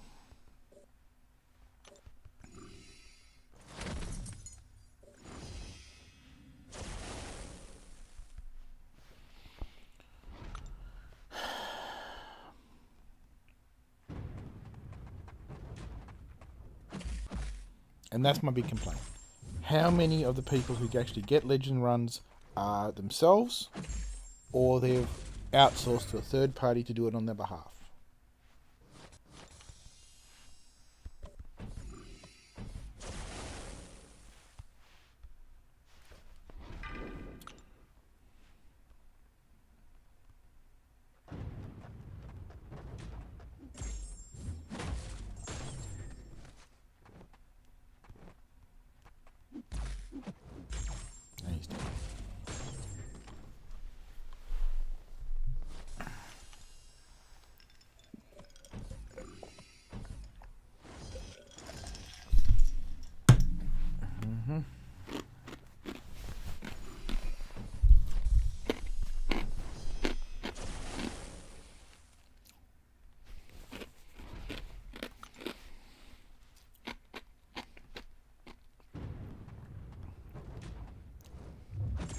And that might be me chewing some ice.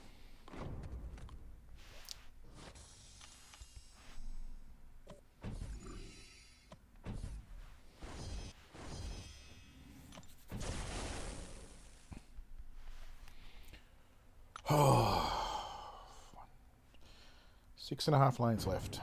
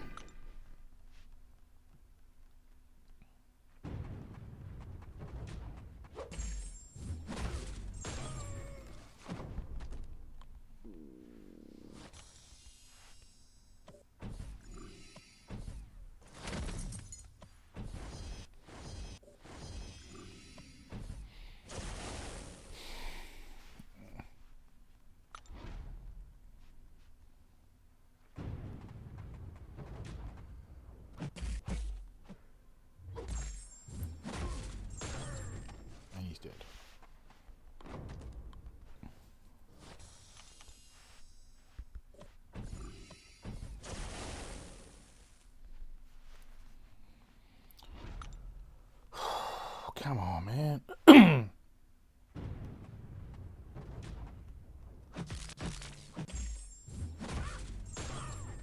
Oh, the healing tried to buffer that, but...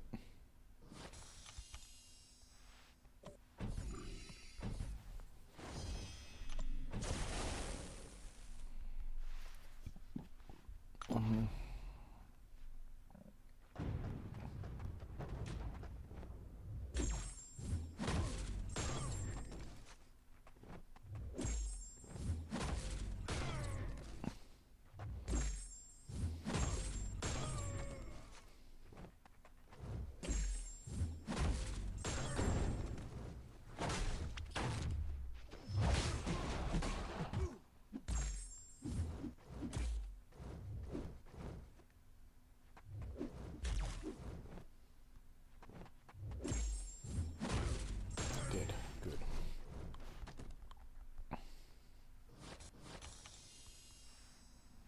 Come on, man.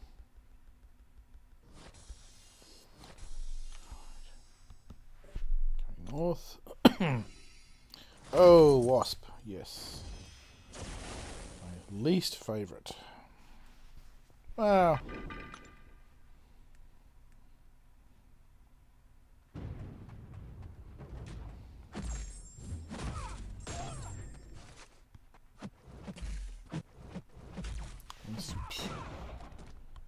Swat the wasp.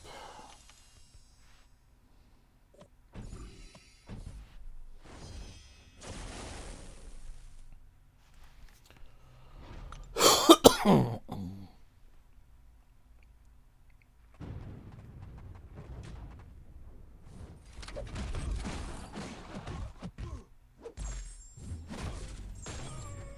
done.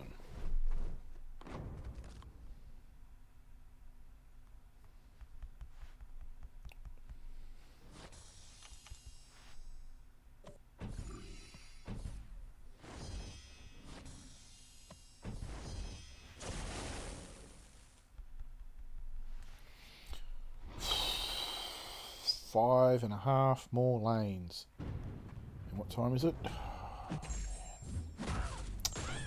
3 hours, 20 minutes.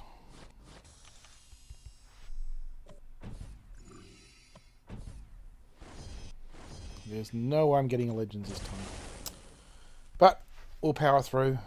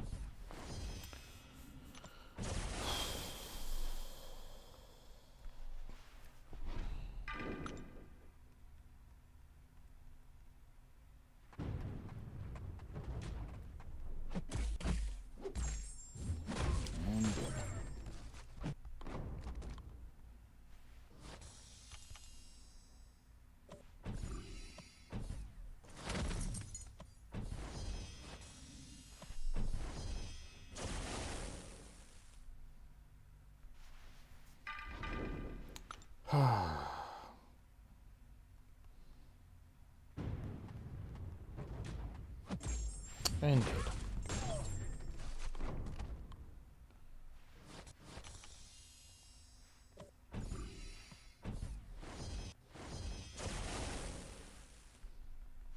I'd just be curious, because do iPhones and iPads have the same travel time? So when you click from your finished current fight and you click next to go to the next one, does it take the same time?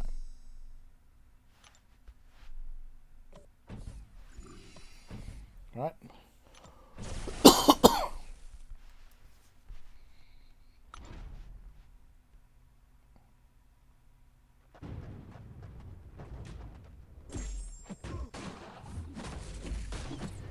Oh yeah, good. And he's got a good burn.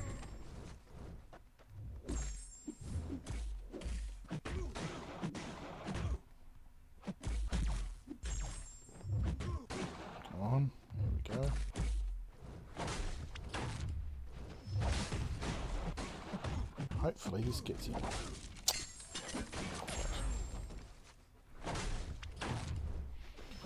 Okay, next one. 5 lanes left. This is chapter 3.1.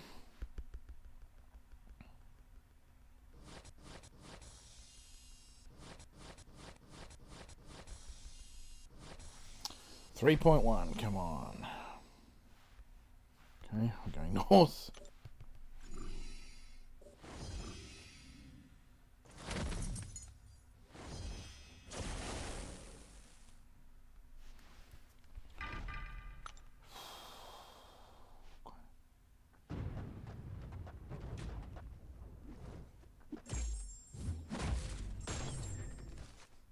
Done. So let's see. 1, 2, 3, 4, 5 lanes left.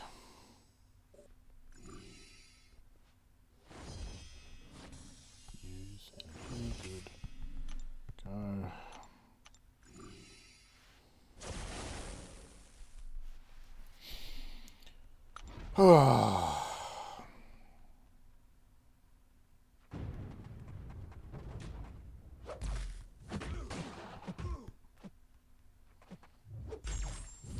So, if anybody's on right now, do you want a 5-star opening at the end?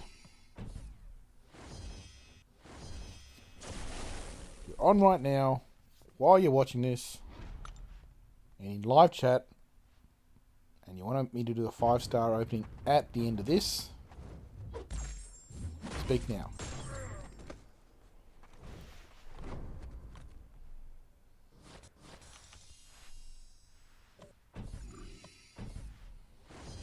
Okay. Domino. Again. Quake is okay, but Quake's not, definitely not.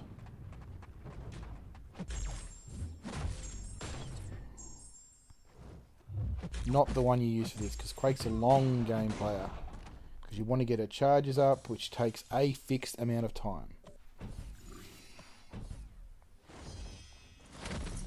And you want to keep building those charges for the best effect. So yeah, Quake is not one I'd ever use for a Legends run.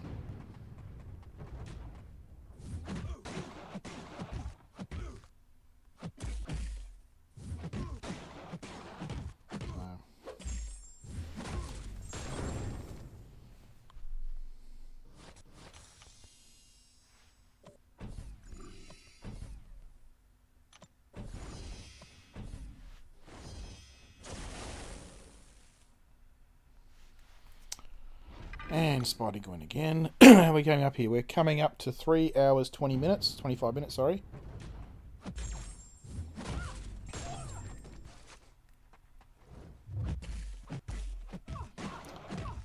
Three hours 25. 4 lanes left. Yeah, 3 hours 25 right now.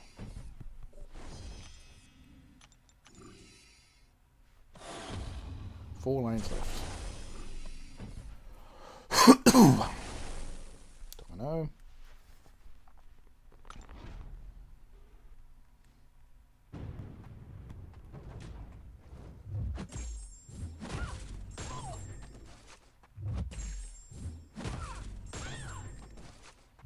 There we go. Back on. Come on, hurry up.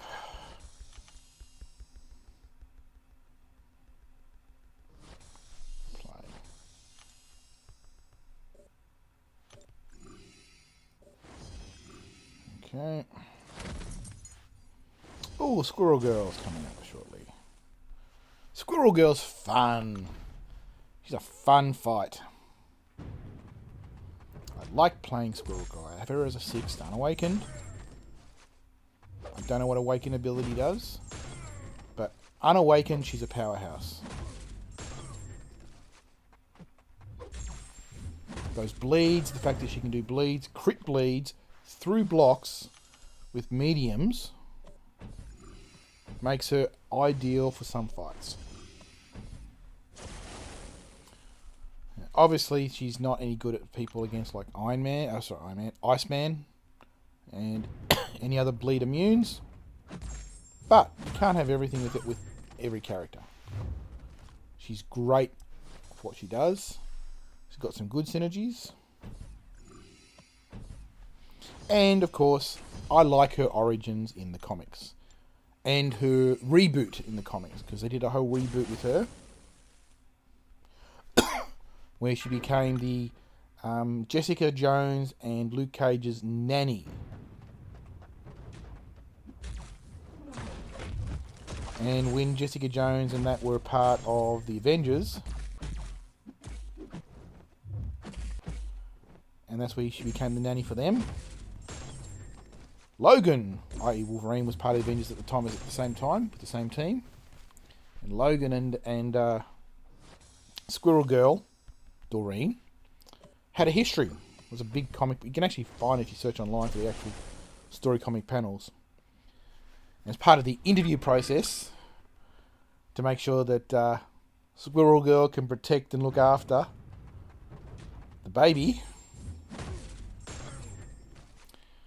part of the audition, and she's the only one who actually passes it, gets that part of the interview for being babysitter, is she needs to spar with Logan, Wolverine, and she wins.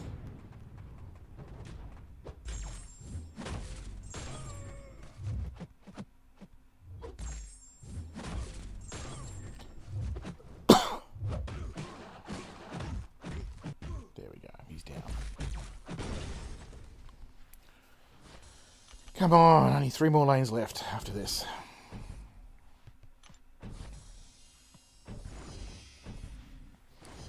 Oh, Red Hulks. See, if I didn't have my Red Hulk as a 6-star, I would have definitely taken my Red Hulk up to rank 4, maybe even rank 5.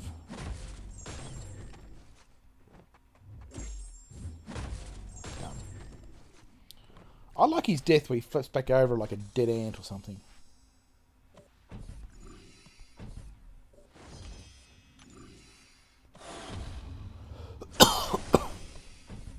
How are we going? 3.5 hours exactly. Ugh, no way I'm making this.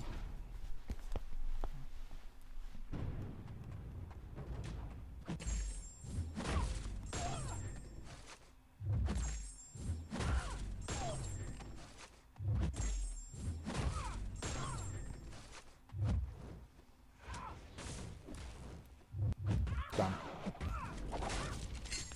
3 lanes left. Come on, come on.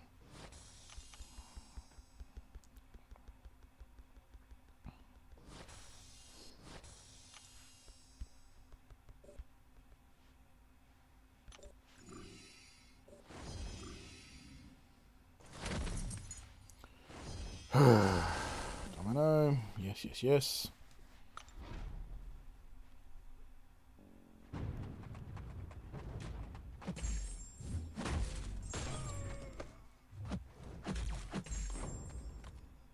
Stream's still going. Stream's still healthy.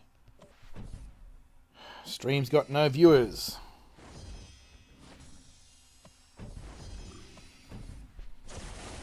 Okay.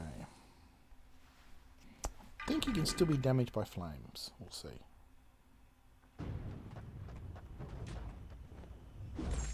Yep, we can.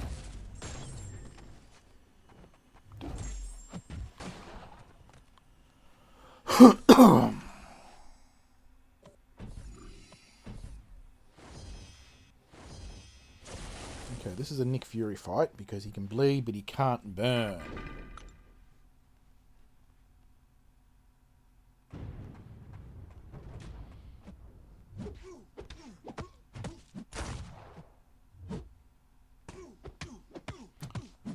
Go.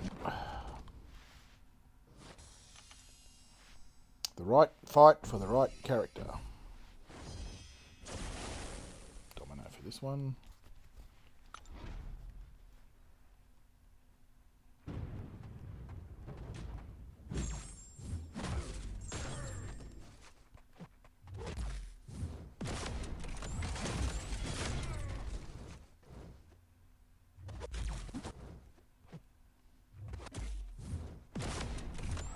Down.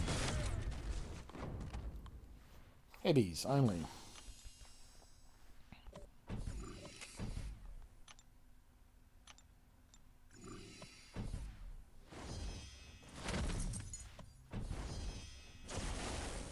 Domino again. Heavy parry. Parry heavy. Sorry, parry heavy.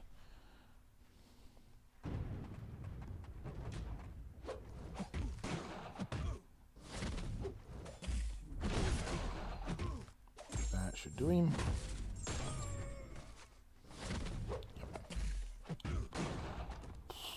Come on, people. Once they join in.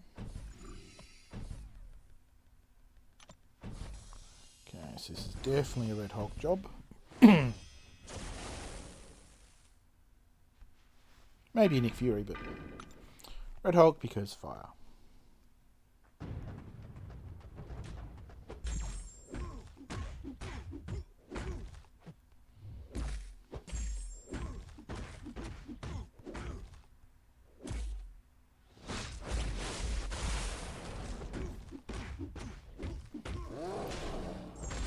Or I could always bring in my Void, but then I wouldn't get the synergy. Well, I'd have to swap out Quake. Or Nick Fury. Nick Fury, no, because he gets that 10% boost across the boards. 2 more lanes. Come on, 2 more lanes. Let's do this. Let's do this. We're at 3 hours and 34 minutes.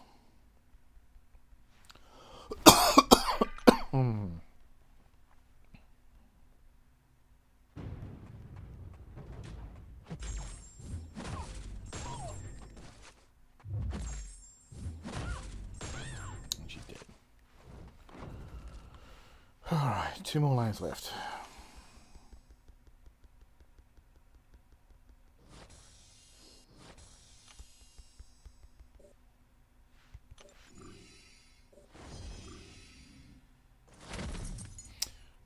Actually, did I record? I need to check. I might have recorded some of the stuff when they brought out the new monthly quest. To check, because if they put the delay in as part of a recent patch and not as part of the initial Red Room release, that's going to screw up a people's Legends times considerably.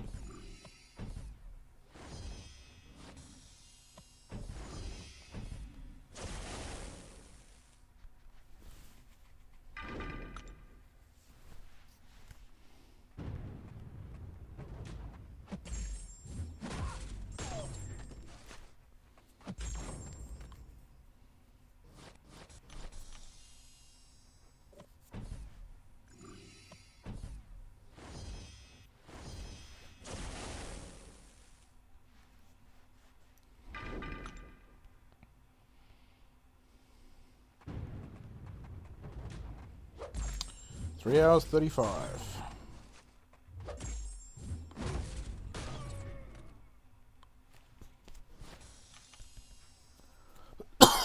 Oh my.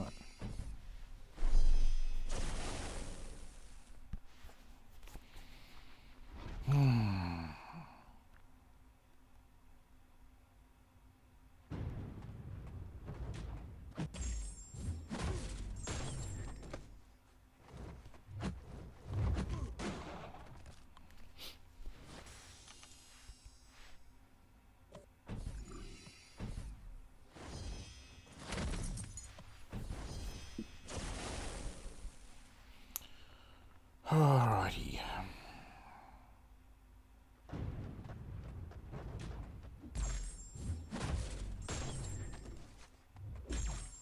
There you go. Jeez, it's almost 7 o'clock my time.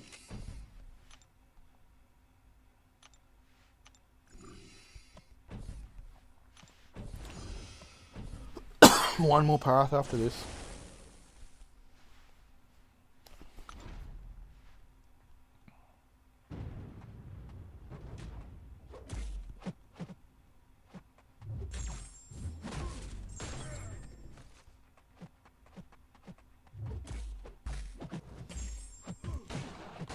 Come on, let's get this done.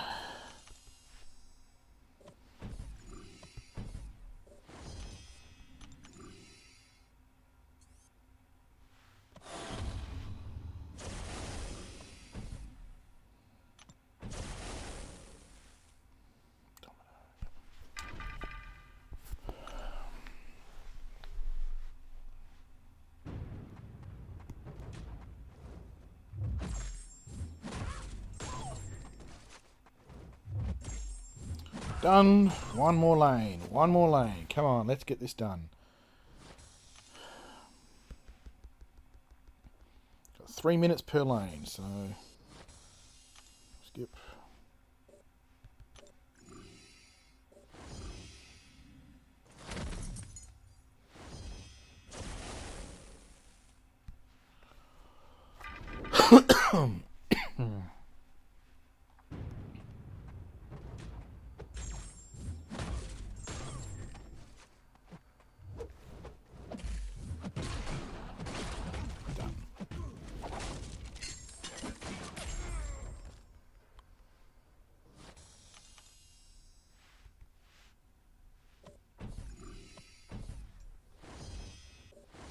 Last lane, last lane. Come on, let's get this done.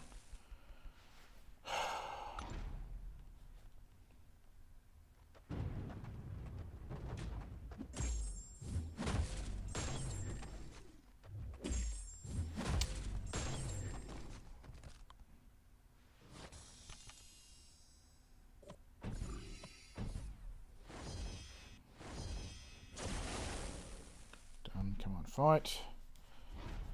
Oh, yes. Come on. Almost done. Almost done. Done on the cable.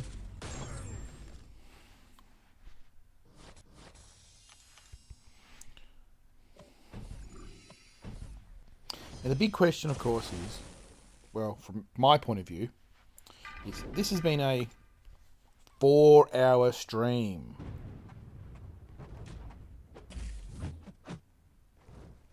Right. For me, I'm going to have to go back and watch the beginning of the stream after YouTube has post-processed everything. And then the end of the stream to see if the sound offset lag is the same at the beginning as the end.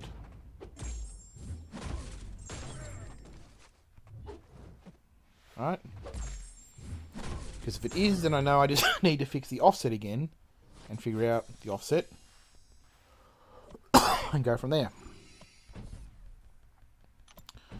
2 fights left. 2 fights. Okay.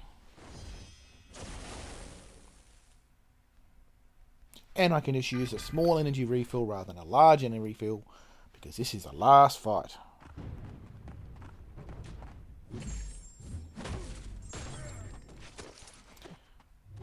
Second last fight. Down, dead. Okay, so we're coming up to 3 minutes and 3 hours and 40 minutes use. Come on. Go. You teleport. And then another small refill. Use. Last fight. Oh. 3 hours, 40 minutes. 41 minutes.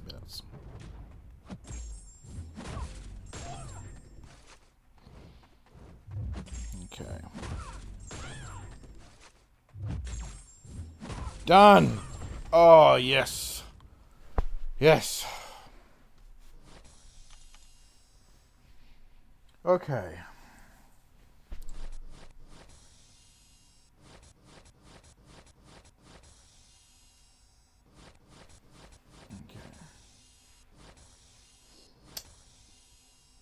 Play next and exit. Yep, see, that's all gone. Exit, exit and quest. Done. All of them are done. Oh. Yeah, I now got the titles. Alright. Well, all in all, it was fun. For those who did join me, thank you. All 2 people. Yeah, so 3 hours, 41 minutes. I'm not going to get it.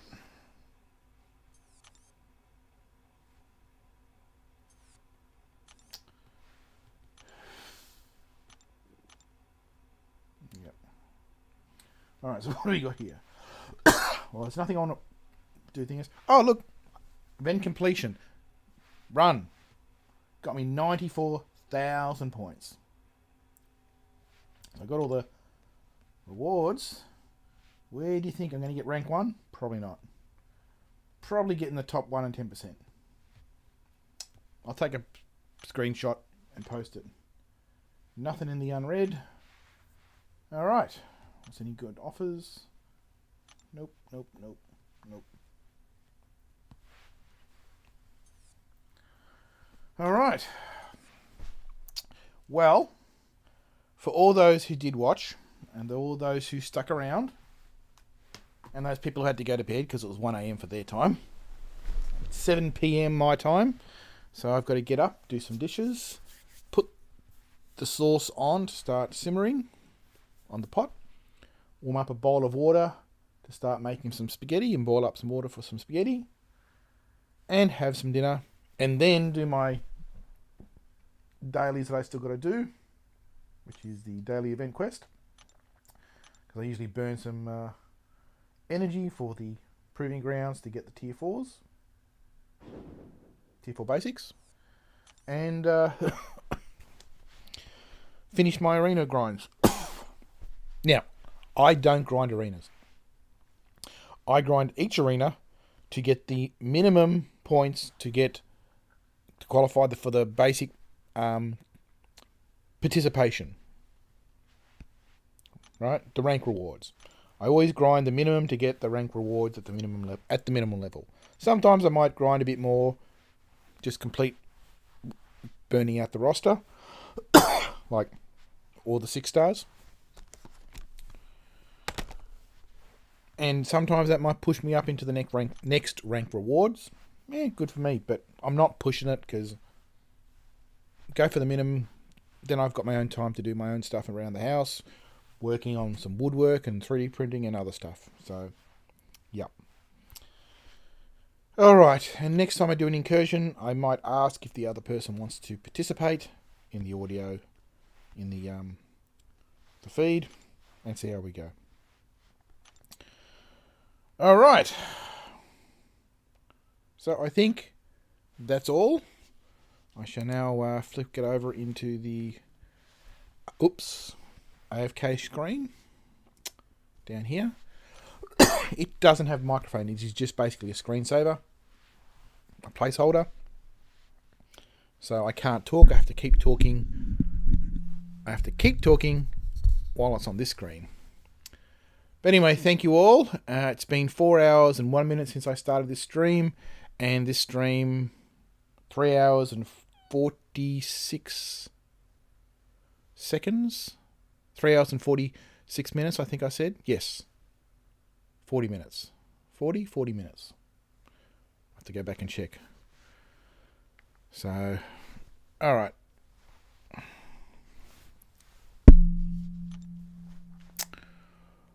Okay. Have fun. Thank you for everybody who joined. And I'll catch you next time.